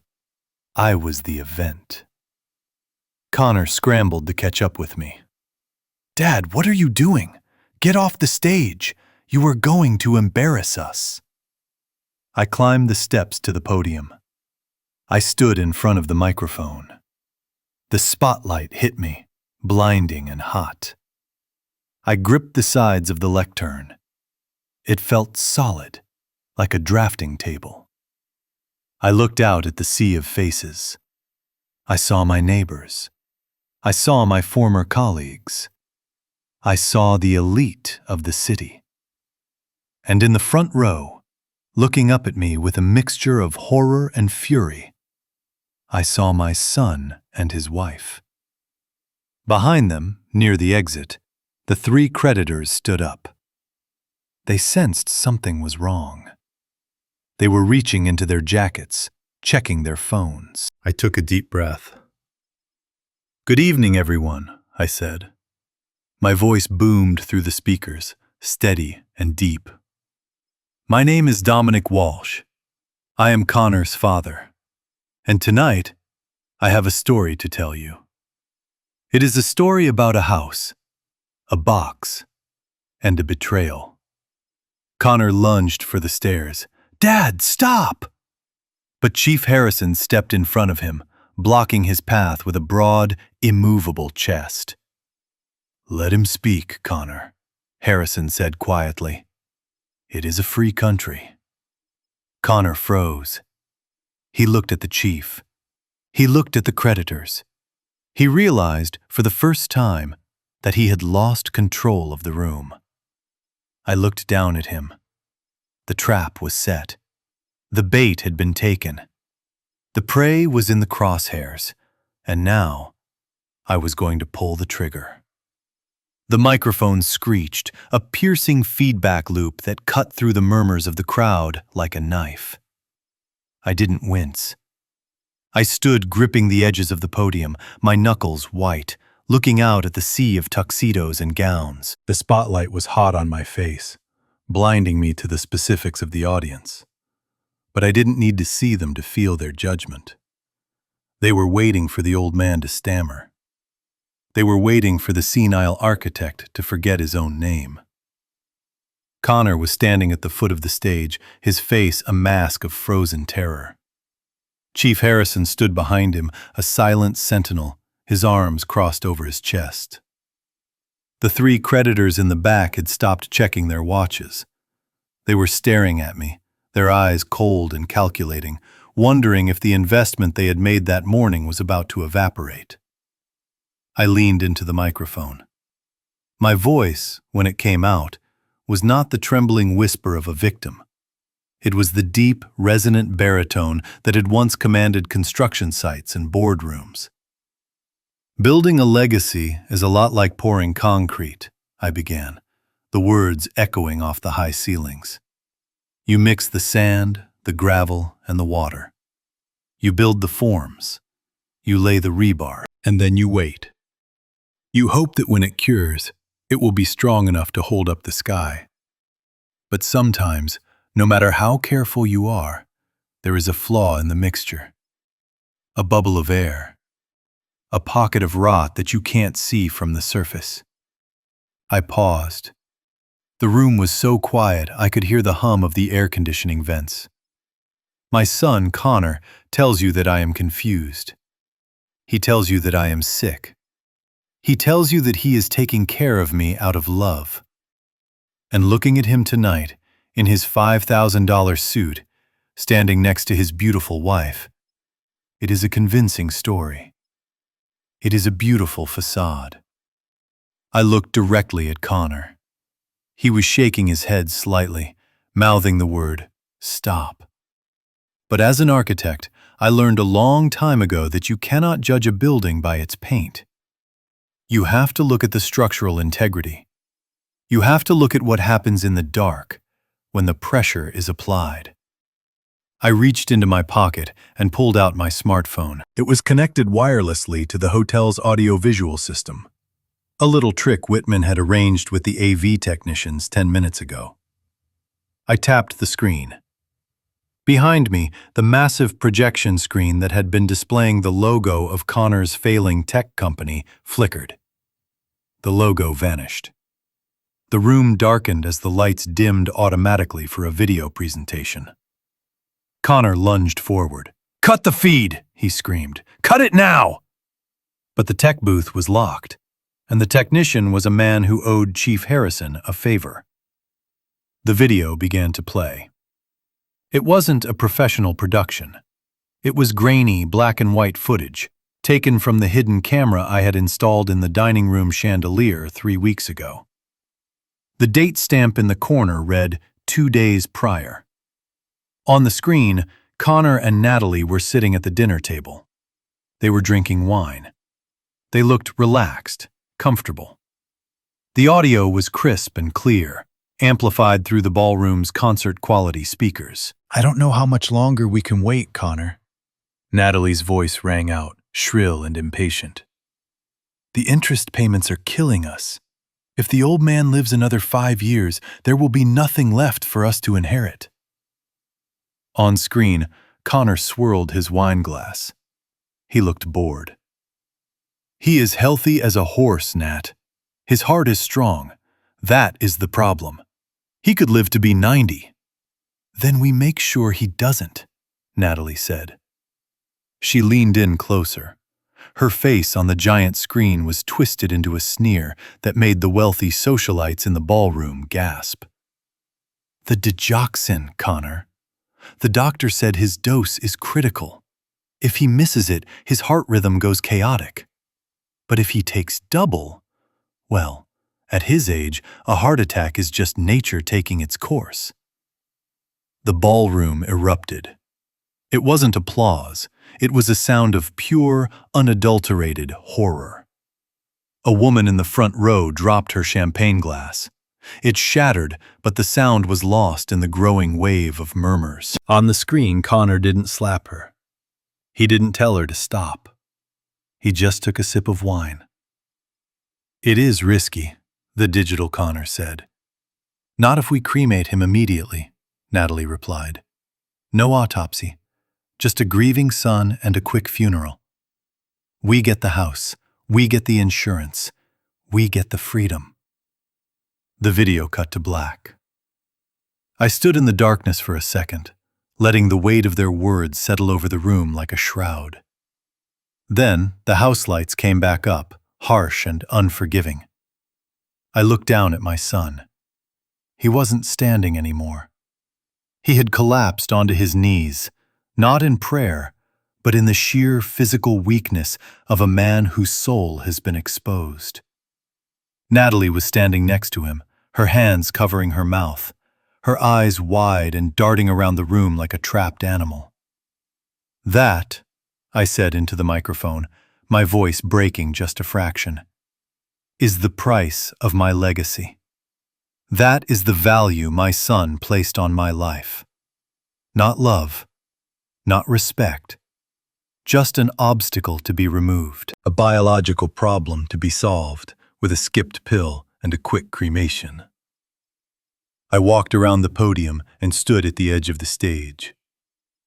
You didn't just want my money, Connor, I said, looking down at him. You wanted my breath.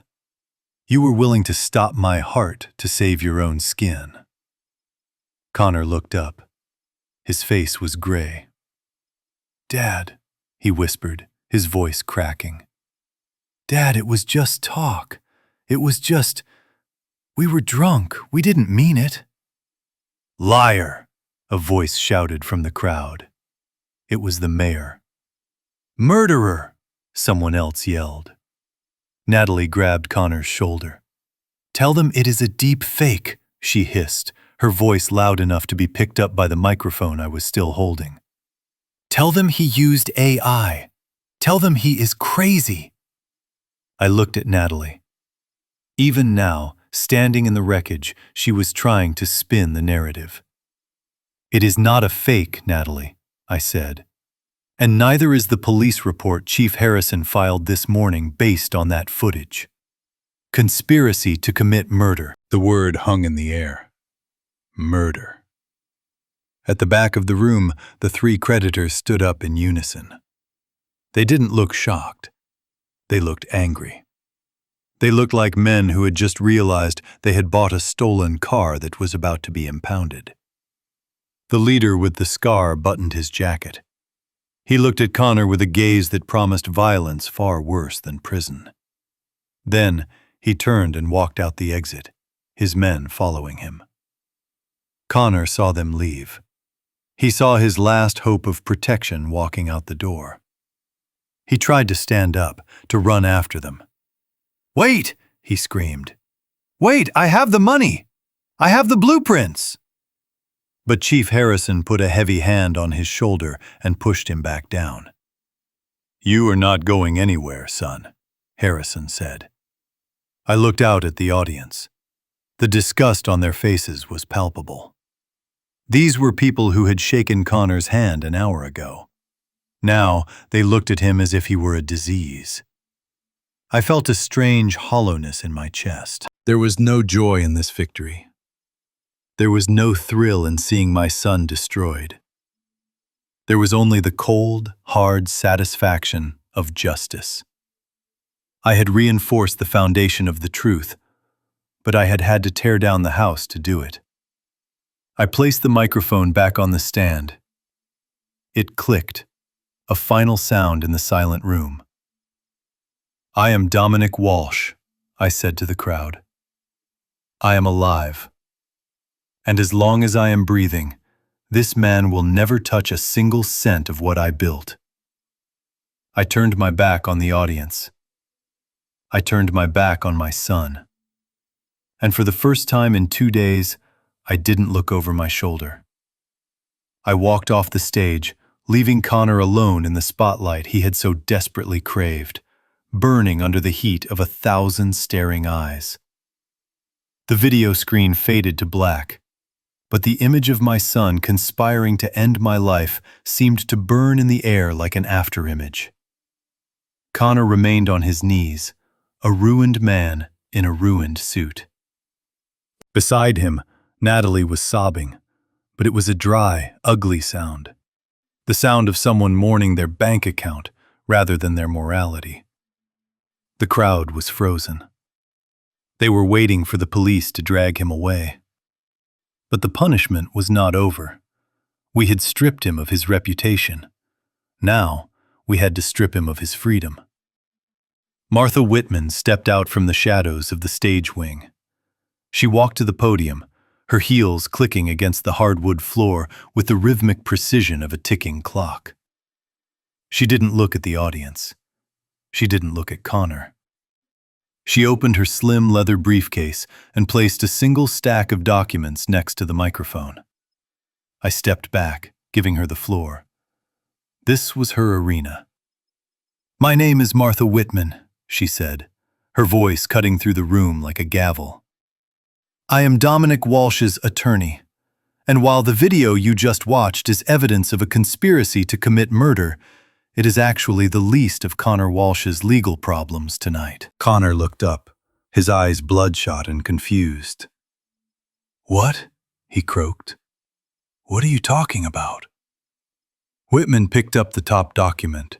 She held it up to the light. "This morning, Connor Walsh executed the sale of the property at 42 Oak Street for $3 million, she began, addressing the room as if it were a jury box. He did this using a power of attorney document he claimed gave him control over his father's assets. He then used those funds to pay off illegal gambling debts." She paused, letting the words sink in. "However," she continued, her voice dropping to a dangerous register, "there is a document that supersedes a power of attorney. It is called a life estate deed. Dominic Walsh signed this deed 10 years ago. It grants him absolute, irrevocable rights to the property until the moment of his natural death." She looked down at Connor. "You cannot sell what you do not own, Connor. By signing that sales contract, you committed title fraud. By accepting the wire transfer, you committed wire fraud. And by using the banking system to launder that stolen money into an offshore account, you committed money laundering." Connor scrambled to his feet. He looked desperate. He looked like a man trying to hold back the tide with his hands. "I didn't know," he stammered, looking at Chief Harrison. "I didn't know about the deed. It was a mistake. I can give the money back. I can reverse the wire." "You can't give it back," Whitman said coldly, "because you didn't steal from your father." She picked up the second document. This was the one that would bury him. 5 years ago, after the death of his wife, Dominic Walsh placed the ultimate ownership of his estate into a trust, she announced. The Walsh Family Charitable Trust. The beneficiary of this trust is not an individual. It is the St. Jude Children's Research Hospital and the City Alliance for the Homeless. A gasp went through the room. "When you sold that house, Connor," Whitman said, pointing a finger at him like a loaded weapon. "You didn't just steal from an old man. You stole $3 million from dying children and homeless families. That elevates your crime from a domestic dispute to a federal felony involving the defrauding of a charitable organization. The FBI doesn't look kindly on people who steal from cancer wards." Connor staggered back as if he had been punched. The guests in the ballroom, the wealthy elite who prided themselves on their philanthropy, looked at him with pure revulsion. To kill a father was a sin. To steal from a charity was social suicide. But I wasn't done. Whitman had fired the legal cannons. Now, it was time for me to detonate the bomb I had planted in the library. I walked back to the microphone. "There is one more thing," I said. Connor looked at me. His eyes were wide with panic. He knew what was coming. He shook his head frantically. "Dad, no, don't, please." I ignored him. I looked toward the back of the room, near the heavy velvet curtains of the exit. The three men in dark suits hadn't left yet. They were lingering, watching the scene unfold. The leader, the man with the scar, was staring at Connor with a look of intense calculation. "My son has been very busy," I told the crowd. "In addition to selling my home, he spent the last 24 hours tearing it apart. He was looking for something he believed I had buried under the floorboards 20 years ago." I paused. The room was silent. "He believed he was looking for the security blueprints to the Federal Reserve Bank of Chicago," I said. "He believed I had stolen them during a renovation project. And this morning, he found a metal tube in my library containing what he thought were those blueprints." Connor's face turned the color of ash.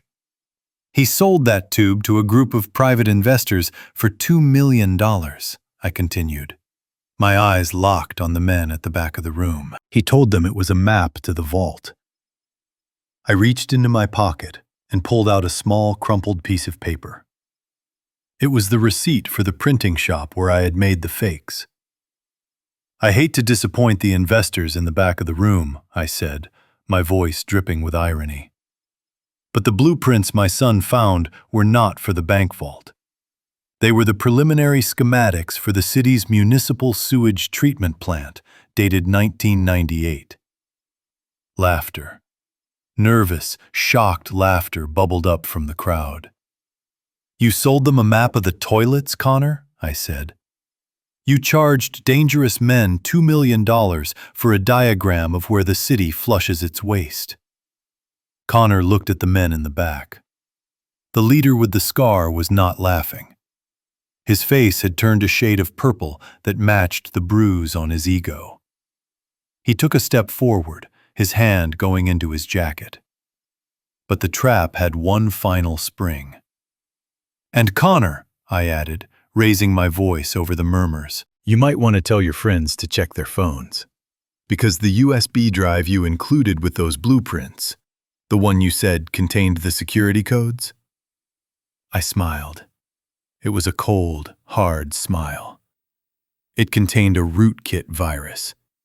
As soon as they plugged it in to verify the files, it sent their GPS location and their IP address directly to the FBI Cybercrimes Division.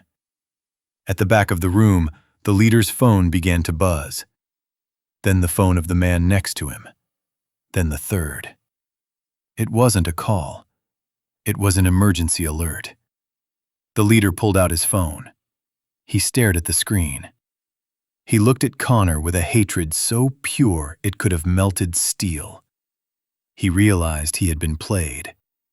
He realized he had paid $2 million for sewage plans and had led the FBI right to his doorstep. He didn't draw a weapon. He knew it was too late. He looked at Connor, raised a single finger, and drew it slowly across his throat.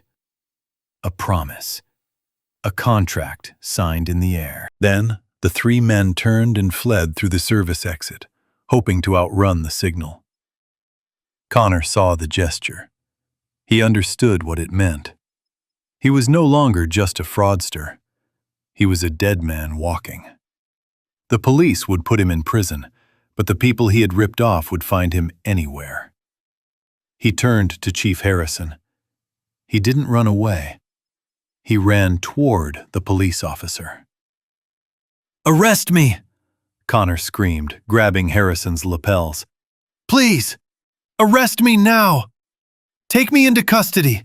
You have to protect me! They're going to kill me!" Harrison looked down at Connor with a mixture of pity and disgust. He slowly unhooked the handcuffs from his belt. The metal clicked, a sound of finality. "Connor Walsh," Harrison said, his voice calm and professional. "You are under arrest for conspiracy to commit murder, wire fraud, and grand larceny." He spun Connor around and slammed him against the edge of the stage. The crowd watched in silence as the golden boy of the tech world was cuffed, his face pressed against the wood. Natalie tried to inch away, trying to blend into the crowd. "And you, Mrs. Walsh," Harrison called out. "Don't go far. We have a warrant for you, too, as an accomplice." Two uniformed officers stepped out from the wings and took Natalie by the arms. She began to scream, blaming Connor, blaming me, blaming everyone but herself. I stood on the stage and watched them being dragged away. The flashbulbs of the society photographers were popping now, capturing the fall of the House of Walsh. It was a tragedy, yes, but it was a tragedy I had written, directed, and produced. Whitman closed her briefcase. She looked at me and nodded. It was done. I looked at the empty spot where Connor had stood. I felt a great weight lift off my shoulders. The termites were gone. The rot had been cut out. The foundation was damaged, yes, but it was still standing. The crowd began to applaud. It started with one person, then another, until the whole room was clapping. They weren't clapping for me. They were clapping for the show. They were clapping because they were glad it wasn't them. I didn't acknowledge the applause. I walked down the stairs, past the stunned mayor, past the shattered champagne glasses. I walked toward the exit. I had a house to rebuild, and for the first time in a long time, I knew exactly where to start. The handcuffs made a sound that was final and absolute. It was the click of a steel door slamming shut on a lifetime of second chances. Connor wasn't fighting the police officers because he was brave. He was fighting them because he was a drowning man trying to climb up a waterfall. He was thrashing, kicking, and screaming, his voice cracking into a high-pitched wail that stripped away every layer of his sophisticated veneer. "Dad!" Connor screamed, his face pressed against the rough carpet of the stage stairs as Chief Harrison hauled him up. "David, don't let them take me. You can't do this. They will kill me in there.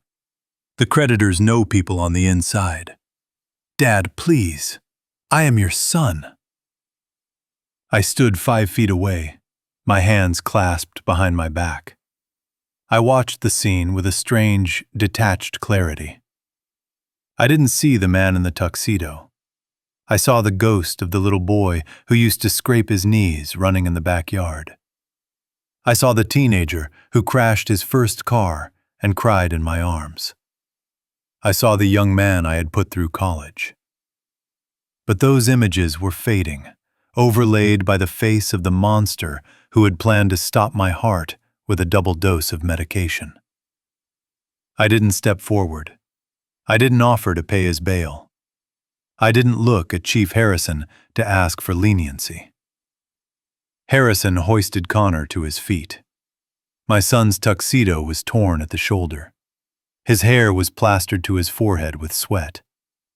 He looked at me, his eyes wide and wet, begging for the safety net I had provided for 35 years. "Help me," Connor whispered, the fight draining out of him. I looked him in the eye.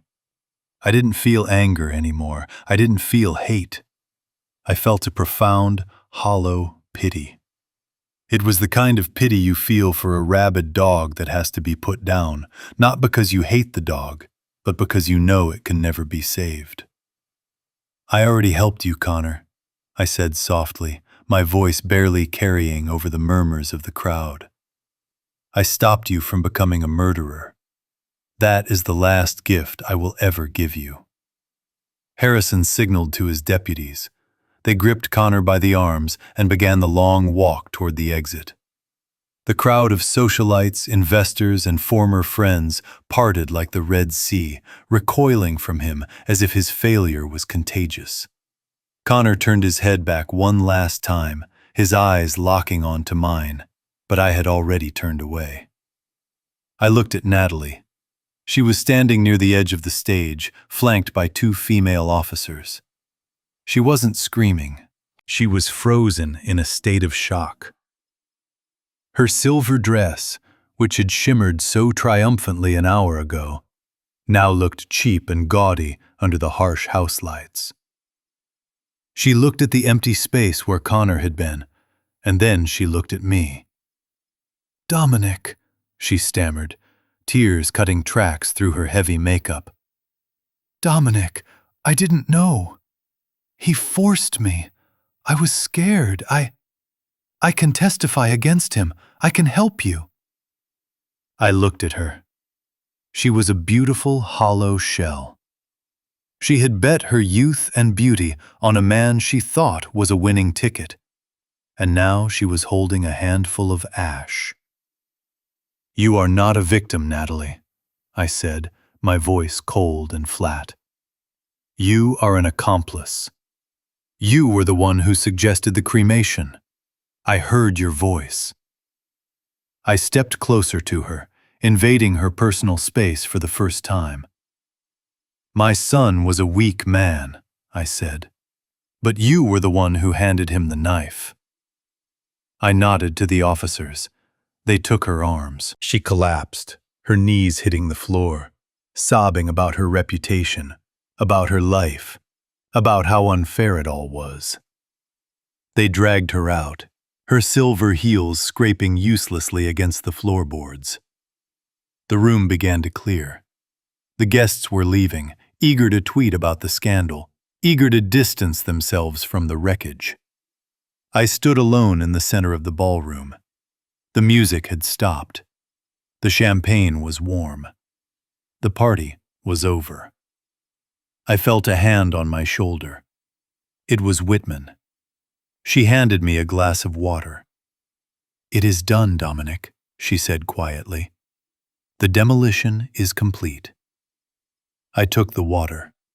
My hand was steady. "Yes," I said, looking at the empty doorway where my family had just vanished. "The structure was rotten, Whitman. It had to come down." I took a sip of water. It tasted like rain. It tasted like a clean slate. "Let's go," I said. "I have a truck waiting outside. And I think Pete is getting impatient." I walked out of the hotel, leaving the ruins of my son's life behind me. I didn't look back. There was nothing left there to save. 3 days later, I stood on the porch of the house on Oak Street for the last time. The yellow police tape was gone. The broken window in the library had been repaired. To the outside world, the Victorian lady looked as majestic as she always had. But to me, she felt different. She felt like a beautiful shell that I had outgrown. I handed the heavy brass key to the director of the St. Jude Children's Research Hospital. She took it with both hands, her eyes shining with gratitude. She told me that by next month, the bedrooms where Connor grew up would house families who were fighting for their children's lives. They would fill these rooms with hope, not greed. That was a legacy I could live with. I walked down the driveway, not to a luxury sedan, but to a 40-foot Winnebago parked at the curb. It was a beast of a vehicle, gleaming white and chrome, built for the long haul. Pete was already in the passenger seat. He had traded his shotgun for a road atlas and a fresh thermos of coffee. He rolled down the window as I approached. "The engine is purring, Dominic," Pete said, tapping the dashboard. "Where are we heading?" I climbed into the driver's seat. It sat high above the road, giving me a view of the horizon that I hadn't seen in years. I gripped the large steering wheel. It felt better than a drafting pencil. It felt better than a gavel. "West," I said, looking at the map spread out between us. "We are going to see the Grand Canyon, then the Redwoods, then, who knows, maybe we will drive until we run out of road." I put the vehicle in gear. The air brakes hissed, a sound of release. As we pulled away, I didn't look in the rear-view mirror. I didn't need to see the house shrinking in the distance. I knew what I was leaving behind. I was leaving behind the betrayal, the pain, and the ghost of the son I had lost to his own ambition. For 72 years, I defined myself by what I built. I was an architect. I created structures meant to stand still, meant to endure, meant to protect. But I had learned the hardest lesson of all. A home isn't made of bricks and mortar. It isn't a location you can plot on a blueprint. And it certainly isn't a place where you have to sleep with one eye open. Home is peace. Home is the freedom to breathe without a weight on your chest. Home is knowing that the person sitting next to you would take a bullet for you, not put one in your back. I glanced over at Pete, who was already arguing with the radio station. I smiled. I spent a lifetime building walls. Now I am finally free to tear them down and see the world on the other side. The road stretched out before us, wide and open and full of promise. My name is Dominic Walsh. I am an architect without a house. But for the first time in my life, I am completely and truly home. Throughout my career, I believed that the strongest structures were made of steel and concrete. I was wrong. The only foundation that truly matters is loyalty. This journey taught me that shared blood does not guarantee a shared heart. Sometimes, the family you choose is far more important than the one you were born into.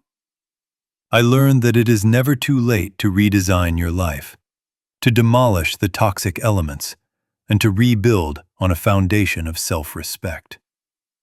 Peace is not a place you find. It is a structure you must build for yourself, brick by brick. Have you ever had to tear down a relationship to save your own peace? Tell me your story in the comments below. And if you believe that dignity is worth fighting for, please like this video and subscribe for more stories of justice. See you in the next one.